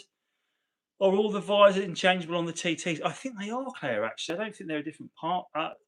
Snarleg, thank you very much for your kind donation.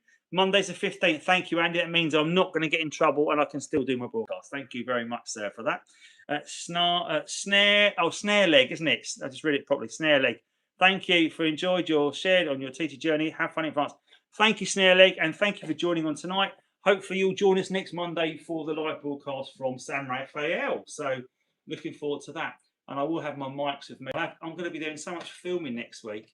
A lot of driving, obviously. I know Sunday we're sort of driving from Rouen to San Rafael over 2 days, and we're staying at Clermont-Ferrand on the way down. So we've got a couple of places on the way down to stop. I'm trying to. I haven't even looked yet at what there is on the way to look at, which is mad, isn't it? So we are going to be coming over the massive Central at some point. So I imagine therell be some good hills and mountains to see there as well. Good cycling country, don't forget. So of course, I am historically a cyclist at heart. Jordan K1L is replacing the chain that goes on the 2 cams. Fair, easy job. And should I do my timing belt while in there? Noticed a slight rattle from the right side. I believe it's the chain. We were talking about this the other week. No, we hadn't really heard of people that had a problem with that chain stretching or having a problem on the 1.8T. While you're in there, I mean, the timing belt that you would refer to, the cam belt, and that cam timing chain, they're not really. You can do one without the other. Let's say. Jakey, enjoy your trip to France. Andy, have fun. Thank you very much, Jakey. Hope you join us next week for our broadcast from France. Very kind of you to say that. Thank you. But yeah, I think those two jobs are independent of each other, buddy, to be perfect. Hello, I'm from the US. Welcome along from the US. I just stumbled on this by chance. I've got a 2001 Roadster, TT Roadster. Love it, but it's fickle. Thanks for your mechanical insight and expertise. Forever praising 64. Thank you so much for your kind words. I'm glad you stumbled by. Please do join the channel and support the channel, and please just enjoy the content as well. Please check out the videos, because that's the important thing, that we share the knowledge and keep the love of the TT going. So thank you very much for coming on. I'm doing cam chains. Are you, Stephen? Will there be a video coming to the channel all about Stephen's cam chain? So that'll be really interesting to watch, guys. Please do check out Stephen's video. And if you've not already subscribed to Stephen, why not? He's one of the YouTubers here that's covering the Mark 1 along with Bryn, BWSTT. And of course, we've also got the two guys in the US that are doing content now that I would recommend watching: Hunter Direction and TT Travis YT. So between the five of us, we've not got much that we're not covering. So there's myself, Bryn, Stephen, Hunter, and of Travis as well. I'd say those are the five people I'd be looking at to watch TT content. Most things are covered on their videos. But yeah, lots of things going on. So the French trip is coming up. Can't wait for that. I'm going to get on with tonight getting this all put back together from the plastics perspective, where I've been doing demos and things on the videos over the last couple of hours. I'm going to get the car ready to go. Need to go and put some fuel in it tomorrow night, I think, as well. So we're all ready to go on Thursday morning, because I may be away on Wednesday. Yes, 1.8T. Thank you. At least I can save a few pounds not doing the belt. Yeah, I think that's probably a way. I think if I was going to do one of the one job, don't know if when the belt was last done, but it's definitely worth doing, because it is a bit of a problem on the car. It's a big risk if you haven't had it done recently. Have you seen the new Audi hybrid prototype coming out next year? They are making only 500. Yes, I've seen that. It looks very much like the Concept C, actually, doesn't it? That was released pictures of last year. That was a very similar looking car. We did try and see if we could get the Concept C to come to the International TT show this year, but Audi weren't interested. But hopefully next year we can try and get something special to the show. There was a couple of other cars that I'd like to also get to that show at some point. I'd like to get the that 2.7 RS5 car that goes around, the twin turbo one, bi-turbo car. I think that would be a really good car to have there. Seen it once with my own eyes, definitely worth checking out.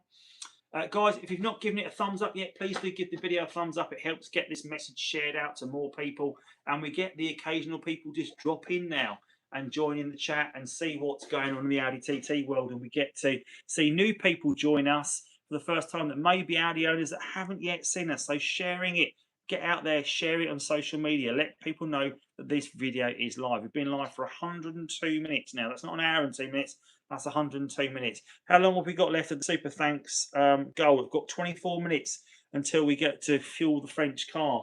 So how much are we going to be putting into the French car? I do wonder. Well, it's not a French car, is it? It's a German car, but well, technically it's a Hungarian car, but it's designed in Germany, isn't it? And other places around the world, mainly California, believe it or not.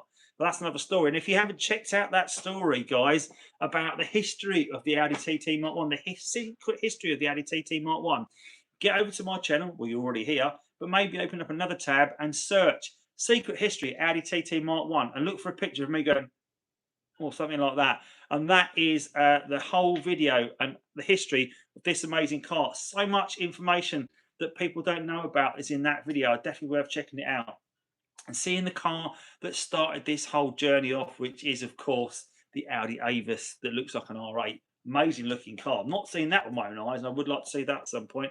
Andy, I need a new headliner. Who can do that for me? Simon, I'm not sure, buddy. Who is the headline? Who'd be the headliner guy? Do you need to replace the whole thing, or do you need to? Would you be interested in doing it as like a reflocking of the headliner? I've seen that being done as well. I've got the the tailgate that has also a similar panel. So I've peeled the liner off away from that, the actual carpet, and it's like an orange foam underneath. And I'm thinking about doing that, reflocking that, and seeing how that comes out and how it locks. Using like almost like a carpet adhesive, spray adhesive, and then stretching a thin layer of material and making it look like. I reckon that would look pretty good. but doing it, I don't know. We need to find some interior guys that do repairs. I think I'll put the word around for you, Simon. See what it's and see how we do it. I think that's why I was thinking of just doing it as I purchased 1K ago and no proof of it ever being done. Jordan, if you've got no proof of it ever being done, trust me, get it done, because we're sitting right here next to me is an engine that the previous owner thought it would be a good idea to keep going and just taking a chance. And the damage to that engine is quite significant. I'm looking around to see if I can see some components to show you, which might be interesting to you. Just going to see if I can grab one. I could just see one. I'm going to grab something to show you what happens if the cam belt lets go or if it starts spreading teeth. 1 second. Let's see if I can reach over and grab it. Talk amongst yourselves while I grab this. Here we go. Just kicked a can of gold spray paint in the meantime. So here we go. What I've got here, this is one of the 4 pistons that's going up and down in your engine. Up and down, there it goes, right? So on the top of the engine, in that head that you're currently looking at with the chain, are the valves. And there are 5 valves per cylinder. So of course, 5 valves, 4 cylinders, that's 20 valves. And you'll probably notice on the top of the engine, it says 5V for 5 valves. There you go, bit of maths for you. And there, and if you can see, that's the top of your piston. Can you notice this shape right here? Can you see that if I do it with my finger, that's actually a lip in the metal there. Can you see that dent in it? So that's where the valve has impacted the piston, because what happens is the cam belt fails or it slips, the timing of the engine goes out, and those valves don't know when to open and close. And it's an interference engine, so the piston's going up and down, the valves are open at the same time, and they come together and they impact, and that is the damage from that. Now, why has that belt failed? Well, it's probably worn through age. It's not been a particularly good service history in this car. And I think looking at this, you can see what sort of neglect this engine has been through. The belt is just a symptom of what's happened and a sign of the damage. Now, if you look on the top there, all this black crud is burnt on oil. And if we look around the top of the piston there, you can see all that burnt on oil as well. Because what you have these rings, these piston rings, these are what wear and why you start burning oil and smoke. Because what happens is these piston rings no longer are effective and they don't keep the oil away from the combustion chamber. The combustion chamber is here. The explosion takes place in here. When these rings start failing, can you see I'm closing that ring up? As they wear and fail, oil gets passed here into the combustion cycle, and that's what causes all that carbon burn and build up as well. Now, what you've also got, you've got these rings, but you've also got this lower ring here that I'm moving. It's quite black, and it's got loads and loads of perforated holes through it, and that's how it stays lubricated. The oil is coming out through there. So you've got the oil channel that's going through there. Look, you can see my eye through that. It's coming out, and it goes into there as well. So this blow by almost is what you're getting a lot of on this cylinder as well. So that's got a lot of charring and damage on there. The cylinder head is, or the piston is covered in loads of caked on oil and stuff. But that's a great sign of poor maintenance on an engine, the state of that. So if you can have it all bead blasted by a walnut blasted, all that would clean all that up nicely. But of course, these are the bits that wear, these piston rings. And this is where you start getting burning oil in the car because oil is creeping past, getting to the combustion cycle, doing damage. There you go. So that shows you what happens to an engine that hasn't been well maintained. Put that back up there. Yeah, replace. Been sharing TT chat and the Fiesta chat on 10 new Fiesta Facebook pages. Brilliant. Thank you very much, Mrs. Judge, but it won't be going ahead this week. Thanks, Andy. This is Simon. Trim and Stitch, Sedge Green. There we go, Steve Craddock. Trim and Stitch, he's put up there. Trim and Stitch, Sedge Green, Hertfordshire. So there you go, Simon, if that's any good to you. Jeff, thank you very much, buddy, for your £5 donation for the fuel fund of going to France. I will definitely share with you where I am. I'll send you some pictures and show you what's going on. And yeah, great explanation, legend for that. No worries, Jordan. I'm glad I can help. It's what I am here for. And again, if you hopefully you're already a subscriber to the channel, but if you're not a subscriber and you're new here tonight, please make sure you subscribe to the channel. Of course, if you want to become a member, you can also become a member here on the channel. There's a join link down below. Become part of my inner circle of members who take this car so serious. and get involved in all the chat. We have some great time. We've got a really good community here for the Audi TT Mark 1. And of course, if you want to drop me a super thanks, hit that bullseye, bang, down there, and send me a cup of coffee or a litre of fuel for the car, maybe. That's the way we're looking at this week. So yeah, hope you enjoyed the explanation. Do you know what? And if you turn the clock back 5-6 years and you said to me, would I know all this information about the Audi? I'd say no, I wouldn't know anything about it. But it's only if you're taking the car apart and looking at what goes on and doing a bit of investigation, buying a £300 non-runner car, that I took it apart and I thought, I'm going to find out how this thing works, what it doesn't work, and having people down here in the garage and talk to them. And for like Richard George is a great source of information. He came into the garage, he brought his car with us, he brought his Quattro Sport, but he also helped me take the engine apart and go through what happens with an engine. So Jordan, what I'm also going to show you, we talk about a belt failure. So there's a cam belt right there. And the reason this particular engine failed, if you can see the teeth, there we go. So as the belt goes round, you'll probably see when we get to the bit of the damage, right? So if the belt goes round, they don't just always break.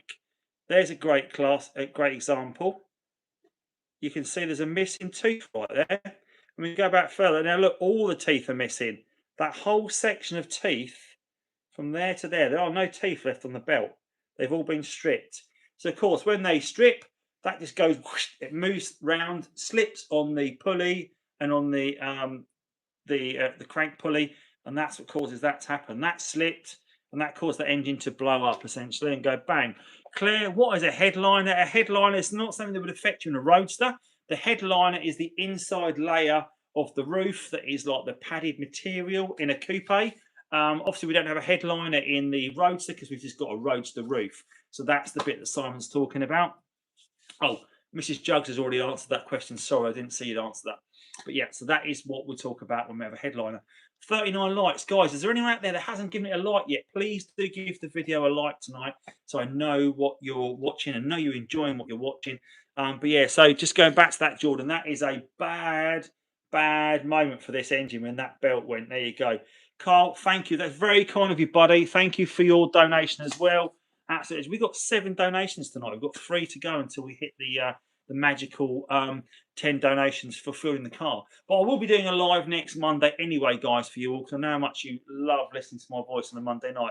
You must be all mad or very bored, one of the two. But hopefully what I talk about keeps you all entertained on a Monday night. I love these Mondays. It's you know, it really makes Mondays worthwhile because I know at the end of the first day of the week, I get to talk to you all, talk to you about the car, share my stories with the Audi, and hopefully continue to grow the channel, grow these Monday nights for people. I do hope you enjoy them. The feedback I get is people really do enjoy them now, which is good. And to have done them for 23 weeks and still have things to talk to you all about on a Monday night is great. And it's always great to be joined by so many of you that are here week on week. It does make it worthwhile. So thank you always for joining me. Chipping off now. Have a great week trip, mate, and look forward to hearing about it. Yeah, Jeff, I can't wait to see you on the 27th, mate, as well. So I will I'll tell you all about it. I'm sure there'll be some stories. Of course, please do join us on the live next Monday where you'll see so much. But I'm looking forward to your meet on Saturday, 27th of June, 8:30 a.m. at the Castle Inn. Guys, if you're further afield, you just want to come and meet us and see us and talk about cars and have breakfast on that Saturday morning, please do come and join us at the Castle Inn in Great Leys. Be great to have you along.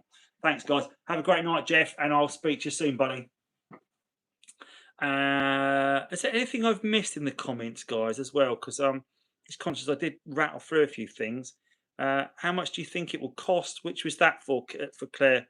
The car. We're talking about that supercar they were talking about. Enjoy your trip. Thank you, Jakey. Appreciate that, buddy. Really appreciate that.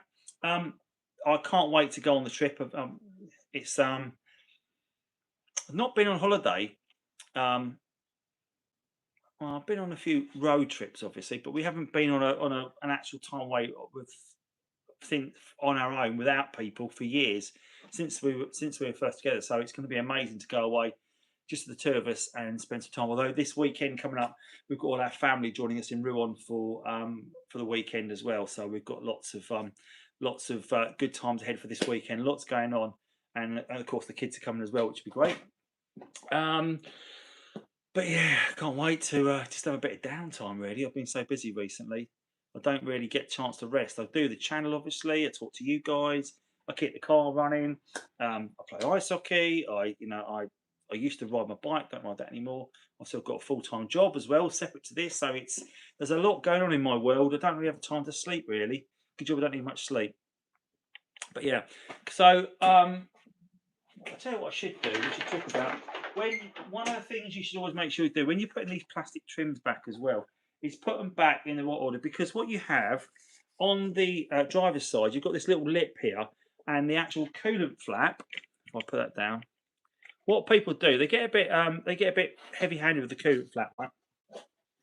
And it actually has this tab at the front of it, and this often breaks off.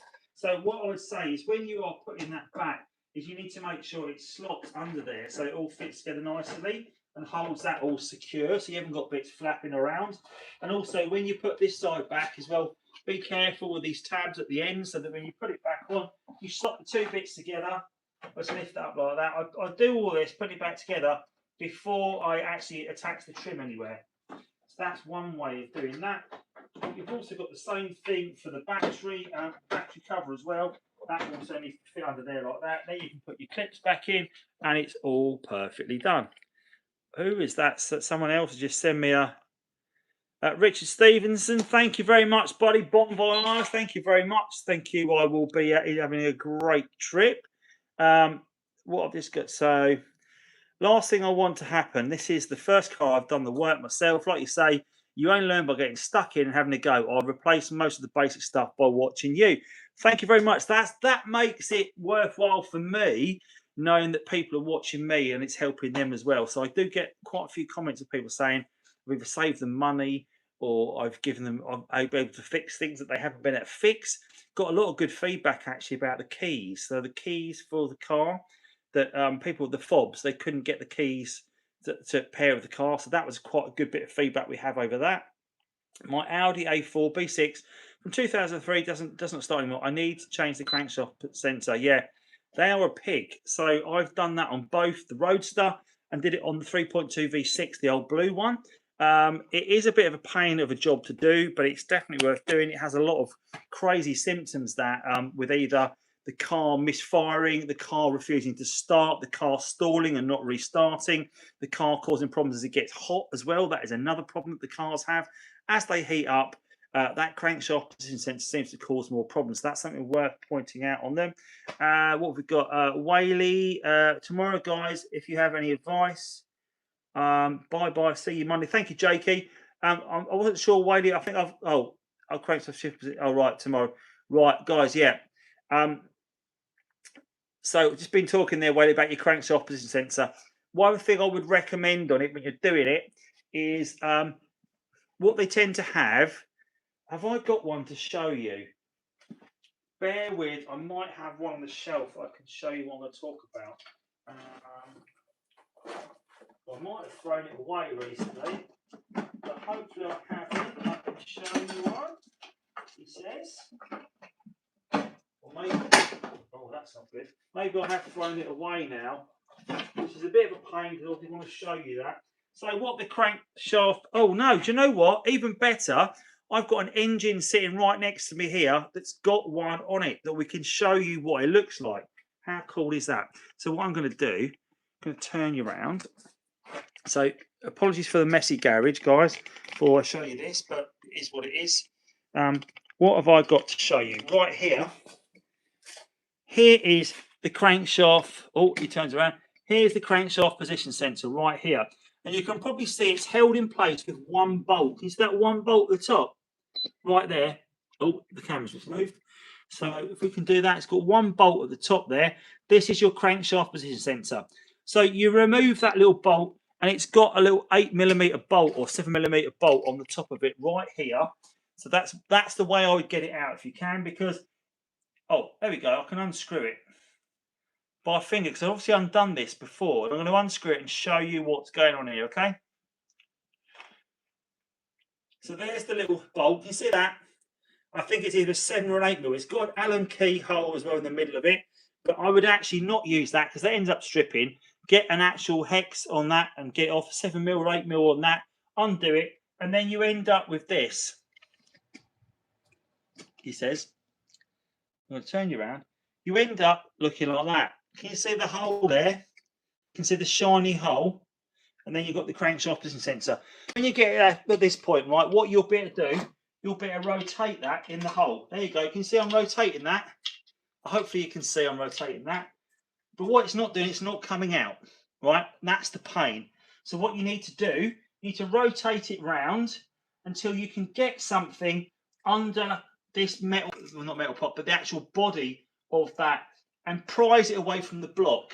And just keep doing that. Keep prising away from the block, and you almost like wobble it out, because what it has, this one I don't need to be too careful because obviously it's damaged. But what I want to do is I want to force it off so I can show you what's underneath. Right, here we go. Do it.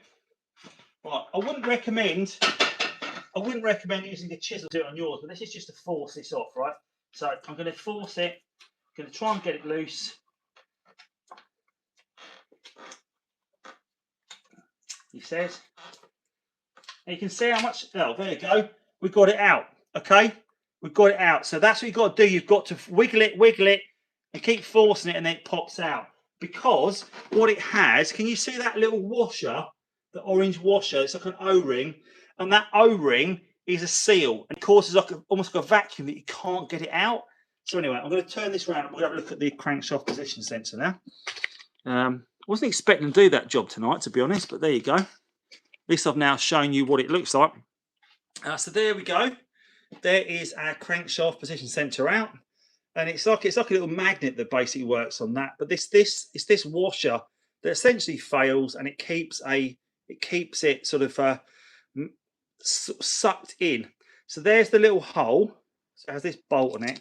So that's how you get to it. So it's mounted onto the block. So I'm chatting away, guys, and hopefully, Whaley, you can see this. Paul Hutchinson, thank you very much for your £5 donation, buddy. That's very kind of you. And Claire, thank you very much for your £3 donation. Jordan, I have saved money doing it myself because parts are fairly cheap. I only bought it for 1k. It's a bit rough around the edges. I need some TLC, but she makes all the right noises. That's good. It's a lot of car for the money. It absolutely is. So, Whaley, can you see what I'm talking about here? Hopefully you're still there watching. So that is the part that we're talking about. So it's bolted onto the cylinder block or the engine block with that little bolt. It's sort of held in place by that washer. Now, getting these back on is a bit of a challenge, I have to say, because the new washers, getting it back in the hole is a bit fiddly and a bit of a faff. But there you go. Why is that failing? It looks okay to me. Yeah, you can't tell it's failed by the look of it. So it's like a magnet that works on the inside, and they do tend to fail in time. But that's what it is. That's the actual unit itself. It's all in there. And sometimes the plug breaks as well and becomes disconnected. That can also be a problem, but it tends to be this actually fails. Look at that. You see that? It sticks to my my chisel. There you go. That's how good the magnet is, isn't it? But again, as they get hot, they do tend to fail. But again, one thing I would recommend, if this is your problem, you are replacing this part on your car tomorrow, what you must make sure that you are doing is using a genuine part. Do not use OEM sensors on your car because they will fail, they will cause you problems, and it's not worth headache because you will do it twice. You'll do it once with a cheap part off eBay, and then you'll fail again, and if it works in the first place, and then you'll redo it with a genuine part. Always use genuine parts. You can do that yourself. It's a fiddly job. I have got a video on the channel how to do it as well, so please do check out that video. But that is your crankshaft position sensor off the car. And yeah, I wasn't expecting to do that, but there you go. There's lots of things to do. Oh, do you know what? I went just before I went live tonight. I went in the garage. I went in the house to get a drink quickly, but you can't walk too far away with these microphones on, or it starts losing connection. I was going to ask someone to bring me a drink, which they didn't do, and I've just found one on the shelf. Happy days, leave that. When you've been speaking for over 2 hours on a live chat to people without stopping, it does wear out your voice. But hopefully you're enjoying what I'm doing. So I've got a bulb pack which I'm going to put together for this car as well, making sure I've got all the right bulbs for this car to take with me next week. or not next week, going this week, aren't I? Yeah, just really get this car ready for an absolute blast around France. Can't wait. I really can't wait. Obviously, I've got my now we've got that back together. I need to put the little plastic things back on that. Obviously, I'm not going to let that shut all the way down. I'm just going to put it there for now. You can see in my on my windscreen there, right in the middle. See that, my windscreen? So that is my SANF tags. That allows me to drive up to the tolls on the auto routes, slow down to 30 kilometers an hour, and just carry on going. I haven't got to stop. I haven't got to change down. I haven't got to do all that nonsense of coming to a stop and hanging out of a window and tapping a credit card. It all goes on that. It's all automatic. And then next month I'll pay for this month's usage. So, you know, it's almost like I've got a month's free of paying for it as well, which is even better. That's really good. I've got my Crit Air sticker on. You can probably see on the wrong side of the windscreen as well. Dobos, hello. How are you tonight? We've got 1 minute and 15 seconds left of the challenge. I've got 2 more to hit my challenge, or I've not hit it. So I've got 2 more donations of $4.99 on the bullseye. So see if you can hit the bullseye. I've only got 1 minute and 3 seconds left of that now. If you can do that, it'd be fantastic. Thanks, guys. And if you're enjoying what you're watching tonight, guys, you're enjoying the explanation about the crankshaft position sensor and looking at the damage of the engine, looking at the failed crankshaft belt and the cam belt and that sort of stuff, then please make sure you hit the thumbs up on the screen there, because every little thumbs up, it helps get the message out to more people and get more viewers here at the channel. If you're not subscribed to the channel as well, please do subscribe. Really makes a big difference to me. It makes me realize what I'm doing is great. I've got 30 seconds left of my challenge. Am I going to get the last 2? I very much doubt it now. I reckon we're just going to miss that challenge this week, but that's not a problem. Oh, we've got Keith just sent us one. Was that a bullseye challenge, Keith? Oh, who was that? Who's that? Steve Cowles just sent one. Got 15 seconds. I've got 9 out of 10. I've got 15 seconds left. Oh my God, it's not going to happen. Oh my goodness. We're not going to get the little confetti coming down the screen tonight. 6 seconds. 5, 4, 3, 2, 1. Oh man, we are 1 away from hitting the challenge this week. Oh, well, thank you so much for everyone that's donated tonight to fuel the car on the French trip. We are going to use that to fuel the car up and get a bit further down the road. And thank you so much for all your kind donations. Steve Cowell, thank you so much. Keith, thank you so much as well. Claire, thank you so much. Paul Hutchinson, Richard Stevenson, I mean, you, Carl Foreman, Jeff Bedford, all of you, you great. You're members and you're still making donations. Love that to keep the car on the road. Snareleg did a donation earlier. Wow, all you great guys. Thanks so much for helping me keep the channel going and making me know what you watch is worthwhile. So a couple of things I'm going to do out of that. So obviously I'm going to fuel the car and we're going to do a live next week. We're only one short. I'm going to do it anyway. So we're going to do a live from France next week. So it'll be 7:30 UK time, 8:30 French time. Not sure how long I'll be live for, but I'll try and be as live for as long as possible. But I will do a live next week. I cannot miss a week. I'm going to make sure every Monday in 2026, I've vowed I will do a live. I'm going to try and plan my life around it almost. So it's week 23 this week. It's week 24 next week. So it's week 24 and week 25 will both be live here on the channel. So week 25 is possibly going to be live from Switzerland. We're going to be going to Grindelwald on that day to see the North Face of the Eiger. I mean, what a backdrop that will be to do a live. Although I think 8:30 at night, then it might be a bit dark. But what a great backdrop that would be. North Face of the Eiger in the background and me talking to you guys. I mean, and the car in the Swiss Alps. How amazing is that going to be? Can't wait for that, guys. Just going to have a quick look through back to the comments, go back to the bottom. What we got there, Claire. What was that? Claire's got. Was that like was that a puffy face, Claire? Were you being annoyed we didn't get there? It's okay, Claire. We nearly did it. We nearly did it. So we're doing it anyway next week. So it'll be great. Steve, thank you so much. I will have a great trip. I'm sure I will. Jakey, thanks so much. I'll have a great trip, and I will see you next Monday. Steve Credit, thank you for your amazing chat about the safe trip. Claire, yeah, thanks, amazing. We smashed it as ever. All we do, we will smash it. But yeah, we got 9 out of 10. That's pretty good going, isn't it? To get that, I'm really chuffed with that. Thank you so much, guys, for supporting me. and make me worthwhile doing what I do. What are we going to do next time? Yeah, so close, Claire. I mean, last week's goal, we smashed that. We got through that really early and really quickly done.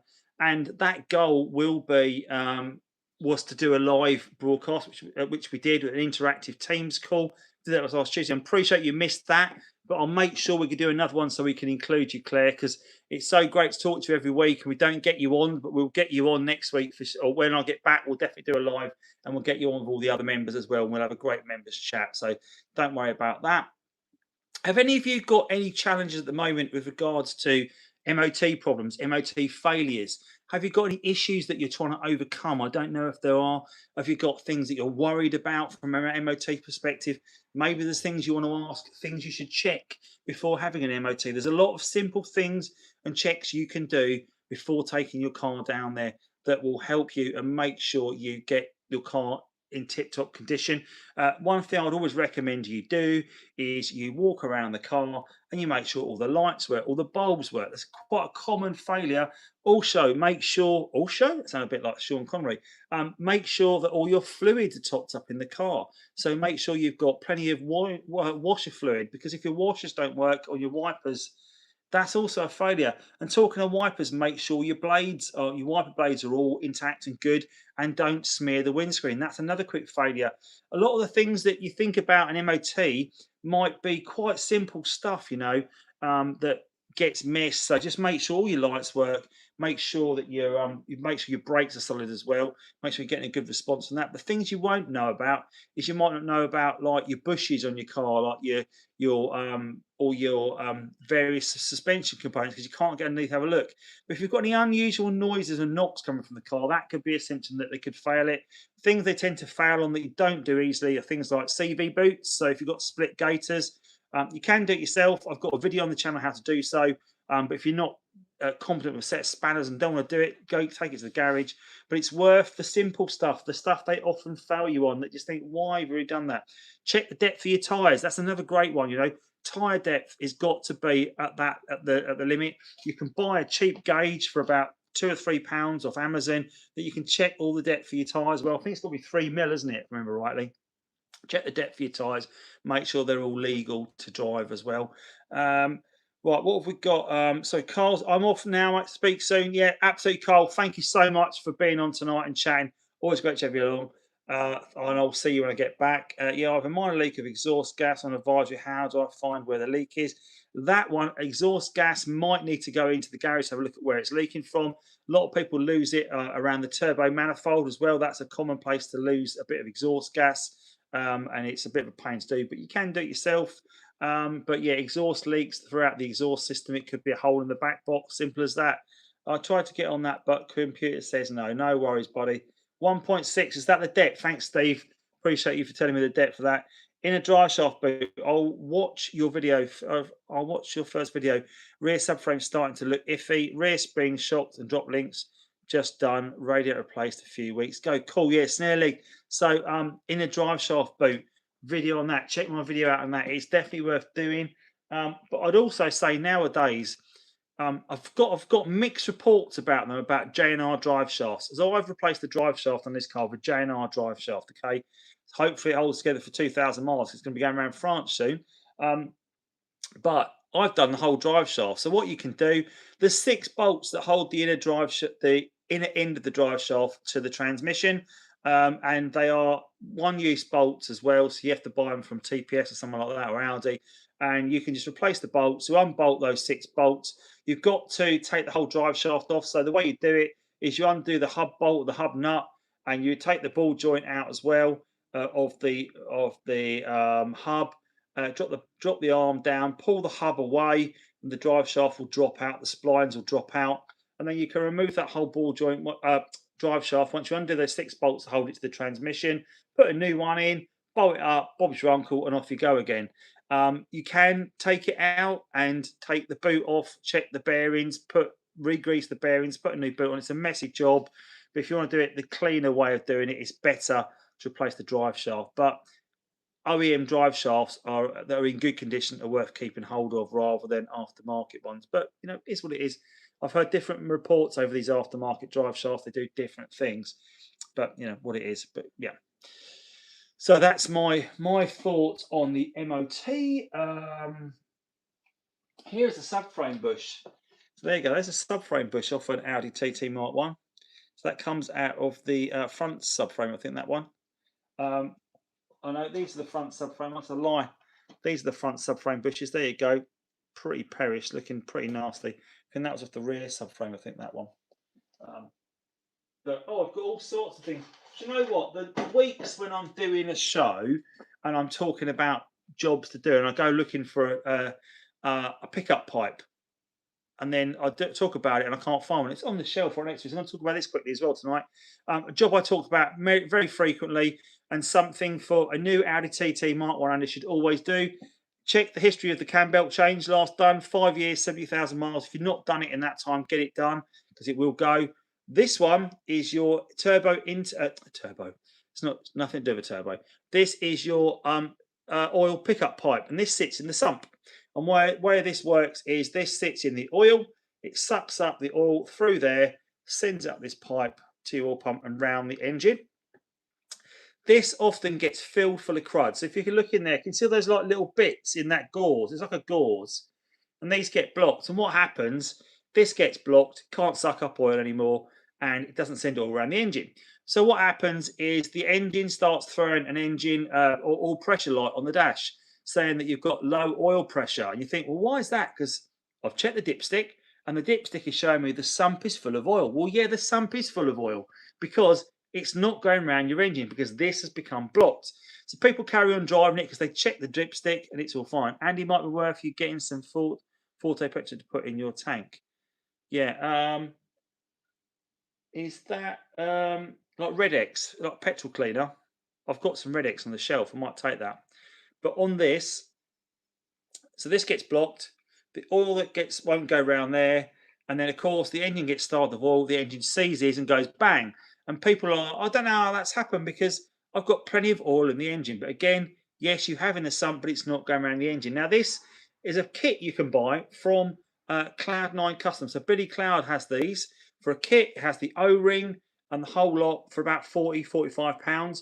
You can replace this. A nice cheap fix. You take the bottom of the sump off the car, and then you unbolt the two bolts that hold this to the side of the oil pump, and then you literally remove that, put a new one on, bolt it back up, re-gasket the sump with a liquid gasket, and then you put the sump on. It's actually a job you can do on your drive at home. If you follow my very basic beginner's guide to replacing this, it sounds like a big job because you're taking the bottom of the engine off, but it's actually really quite simple. You follow the steps, take your time, you can save yourself a lot of money, and it's absolutely 100% worthwhile doing this job. More than anything, this might save your engine. That's the way to look at it. This and the cam belt, two very important jobs. TT Spares have them. Will have those pumps yet? Yes, they are a bit older now, Claire. Yeah. What's that? I didn't see what we're talking about there. I think I'll do the boot and check and recrease on the bench. Yeah, absolutely. Yeah. I'll probably wrap it up in the next few minutes, guys. There's 23 of you still out there. I appreciate you sticking with me. But I do need to get this car ship shape and ready for France. So that's my rest of my night is going to be doing, getting it hoovered out, cleaned out, getting this dash cam installed, making sure that all works. Yeah, and just be ready for my adventure this week. Can't wait to get away. It's going to be great. Got a lot going on tomorrow with work, and on Wednesday will work, but then Thursday I'm off for 2 weeks, and it'd be a really nice break to get away. But if you've got any last questions for me, guys, please. Francesca Reyes, hello. My dream is to become a mechanic too. Brilliant, Francesca. That you can make your dreams come true. You can do all your own mechanic work at home as well. If you've got a car that you can work on and you're happy to give it a go, then why not? I'm no mechanic, but I like to give things a go, learn how they work, and share my experiences here on the channel with you all. And you all make it so worthwhile here on a Monday night with your feedback, your donations, your support, your love for me, and your interest in what I do. Love it. It's so great to know that so many people enjoy what I do. If you are enjoying it, definitely give it a thumbs up. And if you're not a subscriber, please click that subscribe link down below so I know you're enjoying what I do. I'm going to continue doing this as long as you are interested in me doing it. The Monday night lives will go ahead and still we get nobody watching. I'm hoping that never happens. I hope we grow it every week. It seems to get more and more popular.